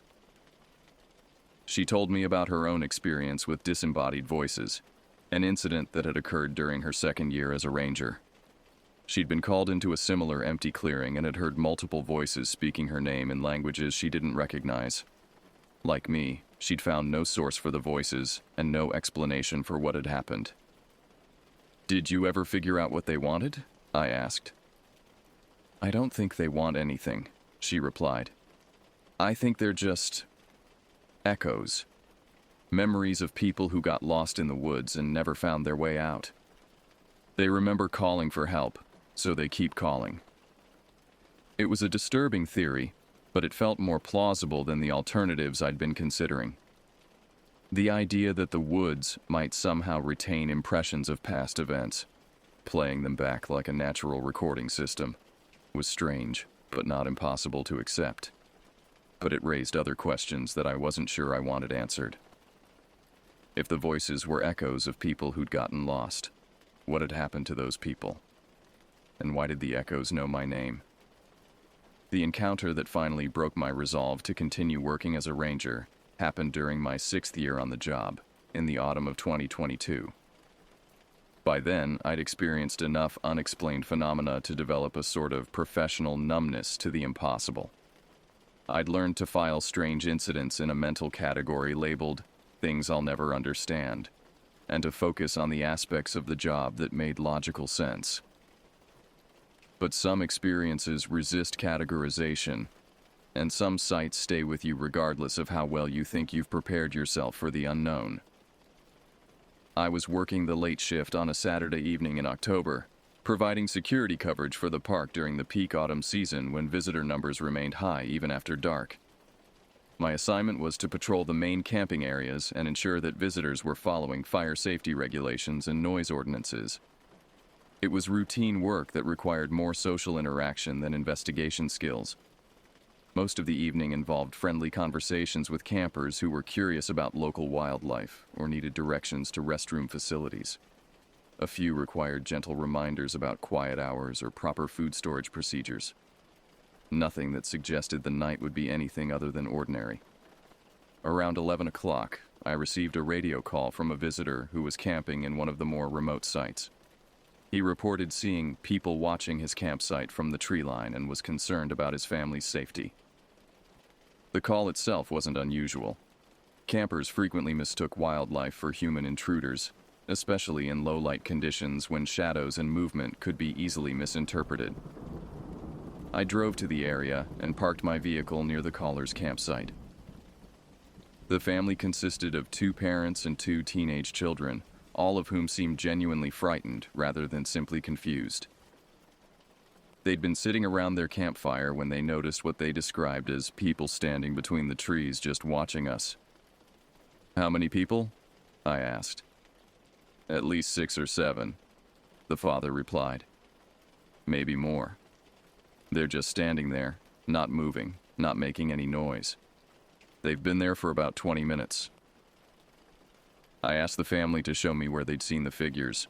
They pointed toward a section of forest about 50 yards from their campsite, where the trees grew thick enough to create deep shadows even with the partial moon overhead. I took out my flashlight and walked toward the tree line, calling out in my official capacity and asking anyone in the area to identify themselves. There was no response, but that wasn't necessarily significant. If there were people in the woods, they might be engaged in illegal activities and unwilling to reveal themselves to a park ranger. When I reached the tree line, I swept the area with my flashlight, looking for any sign of human presence. I found nothing immediately obvious. No footprints, no disturbed vegetation, no evidence that anyone had been standing among the trees. But as I moved deeper into the forest, I began to notice something that made my stomach tighten with recognition. The silence was wrong. It was the same unnatural quiet I'd experienced during previous encounters with unexplained phenomena. No insects, no small animals moving through the underbrush, no wind stirring the leaves overhead. The forest had become a vacuum of sound that felt deliberately imposed rather than naturally occurring. I continued searching, sweeping my flashlight beam through the trees and calling out periodically. After about 10 minutes, I caught sight of something that made me stop and stare. There was a figure standing between two large oak trees, perhaps 30 feet away from my position. It appeared to be human in general shape and size, but there was something wrong with its proportions. The limbs seemed too long, the head too small, the posture too rigid to be natural. I focused my flashlight on the figure and called out again, identifying myself and asking the person to step forward. The figure didn't move or respond in any way. It simply stood there, motionless, as if it were carved from the same wood as the trees around it. As I watched, I began to notice other figures. They were positioned throughout the forest, standing among the trees at irregular intervals, all facing in the direction of the campsite. I counted at least 8, possibly more, though it was difficult to be certain in the shifting patterns of light and shadow created by my flashlight. None of them moved or made any sound. They simply stood and watched, like sentries posted to observe the camping family. The longer I looked at them, the more convinced I became that they weren't human, despite their generally human appearance. Their stillness was too complete, too perfect. Real people fidget, shift their weight, breathe in ways that create subtle movement even when they're trying to remain motionless. These figures were as still as statues, showing no signs of life despite their upright postures. I approached the nearest figure slowly, keeping my flashlight trained on it and continuing to call out warnings and commands. As I got closer, I could see more details that confirmed my growing suspicion that whatever I was looking at wasn't entirely human.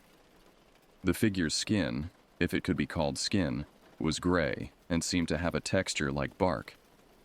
Its clothing appeared to be made of the same material as its body, as if the entire figure had been carved from a single piece of wood. Most disturbing of all, it had no facial features, just a smooth, blank surface where a face should have been. When I was about 10 feet away from the figure, it moved. Not suddenly or aggressively, but with a fluid motion that was somehow more unsettling than any violent action would have been. It turned its featureless head toward me, tilted it slightly as if studying me, and then began walking deeper into the forest. The other figures began moving at the same time, all walking in the same direction, all maintaining the same fluid, unnatural gait. They moved between the trees like shadows, making no sound and leaving no trace of their passage. Within seconds, they had disappeared completely, as if they had melted back into the forest itself.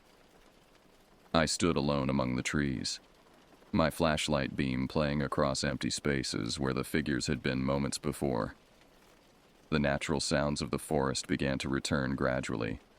Insects resuming their chirping, small animals rustling through the underbrush, wind moving through the leaves overhead. I searched the area thoroughly, looking for any evidence of what I'd seen. I found nothing. No footprints, no broken branches, no disturbed leaf litter that might indicate where the figures had been standing or which direction they'd taken when they departed. When I returned to the campsite, the family was waiting anxiously for my report. I told them that I'd found no evidence of human intruders and suggested that they'd probably seen deer or other wildlife moving among the trees. The explanation satisfied them, and they settled down for the night without further incident. But I didn't sleep at all that night. I sat in my vehicle, parked where I could watch the campsite and the surrounding forest, thinking about what I'd witnessed. The figures hadn't seemed threatening, but their presence implied a level of organization and intelligence that was more disturbing than simple hostility would have been. They had been watching the family, studying them for reasons I couldn't fathom. And when I discovered them, they had withdrawn in a coordinated manner that suggested communication and planning capabilities. Whatever they weren't random phenomena or isolated incidents. They were part of something larger and more complex than anything I'd encountered before. That realization was what finally convinced me that I needed to find different employment. I'd accepted the existence of unexplained phenomena in the woods, and I'd learned to function despite regular encounters with things that challenged my understanding of reality. But the idea that there might be intelligence behind these phenomena, that there might be entities actively observing and studying human visitors, was more than I could psychologically handle. The woods weren't just strange. They were inhabited by things that were aware of us and interested in us for purposes we couldn't understand. And I was no longer willing to serve as an intermediary between those entities and the innocent people who came to the park seeking nothing more than a peaceful experience in nature. I submitted my resignation 3 weeks after the incident with the Watchers. Warren didn't seem surprised by my decision, though he did make an effort to convince me to reconsider. "You're good at this job," he told me during our final meeting. "You understand what's out there, and you know how to handle it. People like you are hard to find." I explained that understanding and handling the phenomena were exactly what I could no longer do. Each encounter had taken something from me. A piece of my confidence in the rational world, a portion of my ability to sleep peacefully, a fragment of my belief that there were clear boundaries between possible and impossible. "I've seen too much," I told him, "and I'm starting to worry that seeing too much might change me in ways I won't be able to control." Warren nodded slowly, and I could see in his expression that he understood exactly what I meant. He'd been doing this job for over 20 years, and I wondered what it had cost him, what pieces of himself he'd had to sacrifice to continue functioning in an environment where reality operated by different rules. My last day of work was on a Friday in November 2022. I spent it conducting routine maintenance tasks and completing paperwork, avoiding the deep woods where most of my disturbing encounters had occurred. It felt strange to be going through the familiar motions of the job while knowing I'd never do them again. That evening, several of the other rangers organized a small farewell gathering at a local bar. It was a typical send-off for departing personnel. Casual conversation, shared stories about memorable incidents, expressions of mutual respect and friendship. But underneath the surface cordiality, I could sense the unspoken understanding that my departure represented something more significant than a simple career change. I was abandoning a post that required someone with my experience and knowledge. The things I'd learned about the woods and the entities that inhabited them couldn't be easily passed on to a replacement. There was no training manual for dealing with impossible staircases or disembodied voices or watchers who weren't entirely human. Martinez pulled me aside near the end of the evening and asked if I was sure about my decision. "It's not going to be easier somewhere else," she said. "Once you've seen what we've seen, you can't unsee it. The woods aren't the only place where strange things happen.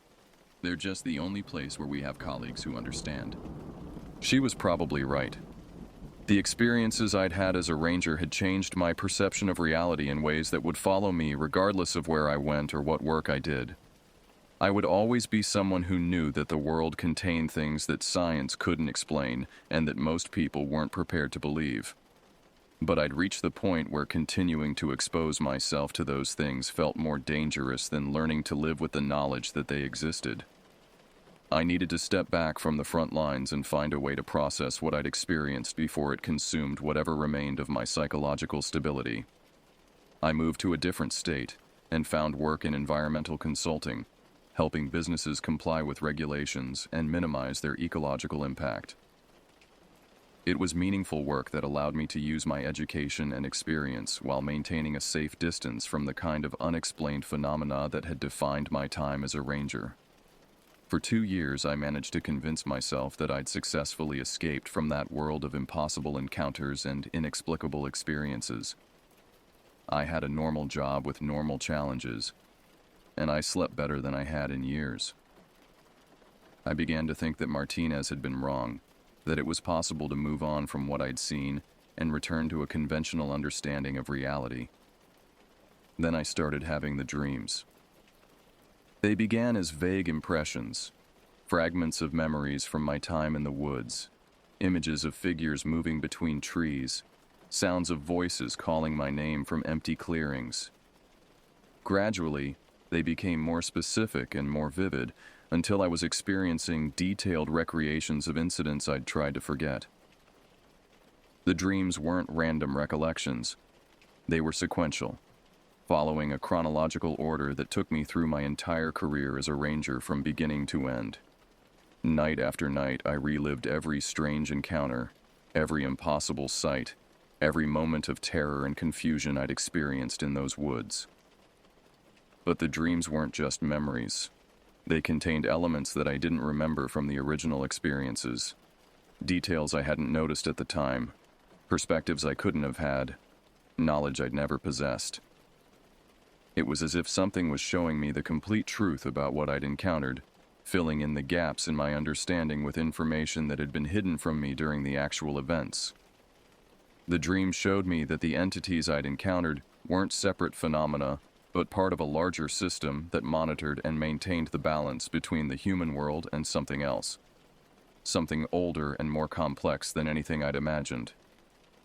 The park where I'd worked wasn't just a wilderness area. It was a boundary zone, a place where two different versions of reality intersected and occasionally overlapped. The rangers weren't just protecting visitors from natural hazards. They were serving as guardians who prevented either side from encroaching too far into the other's domain. The strange encounters I'd experienced weren't random events, but controlled contacts, carefully managed interactions designed to maintain the stability of the boundary. And I hadn't quit my job. I'd been released from it because my psychological profile indicated that I was reaching the limits of what I could handle without suffering permanent damage. The dreams were my debriefing, a final download of information that would help me understand what I'd been part of and why it had been necessary. When the dreams finally ended, I understood why Martinez had said that changing jobs wouldn't make the knowledge easier to bear. The experiences I'd had as a ranger weren't just memories. They were an initiation into a larger reality that existed parallel to the conventional world. Once you'd been exposed to that reality, you couldn't return to ignorance, but you could choose whether to engage with it actively or to acknowledge it passively from a distance. I chose distance. I continued my work in environmental consulting, but I also began writing about my experiences, sharing them anonymously online in forums where people discussed unexplained phenomena and unusual encounters.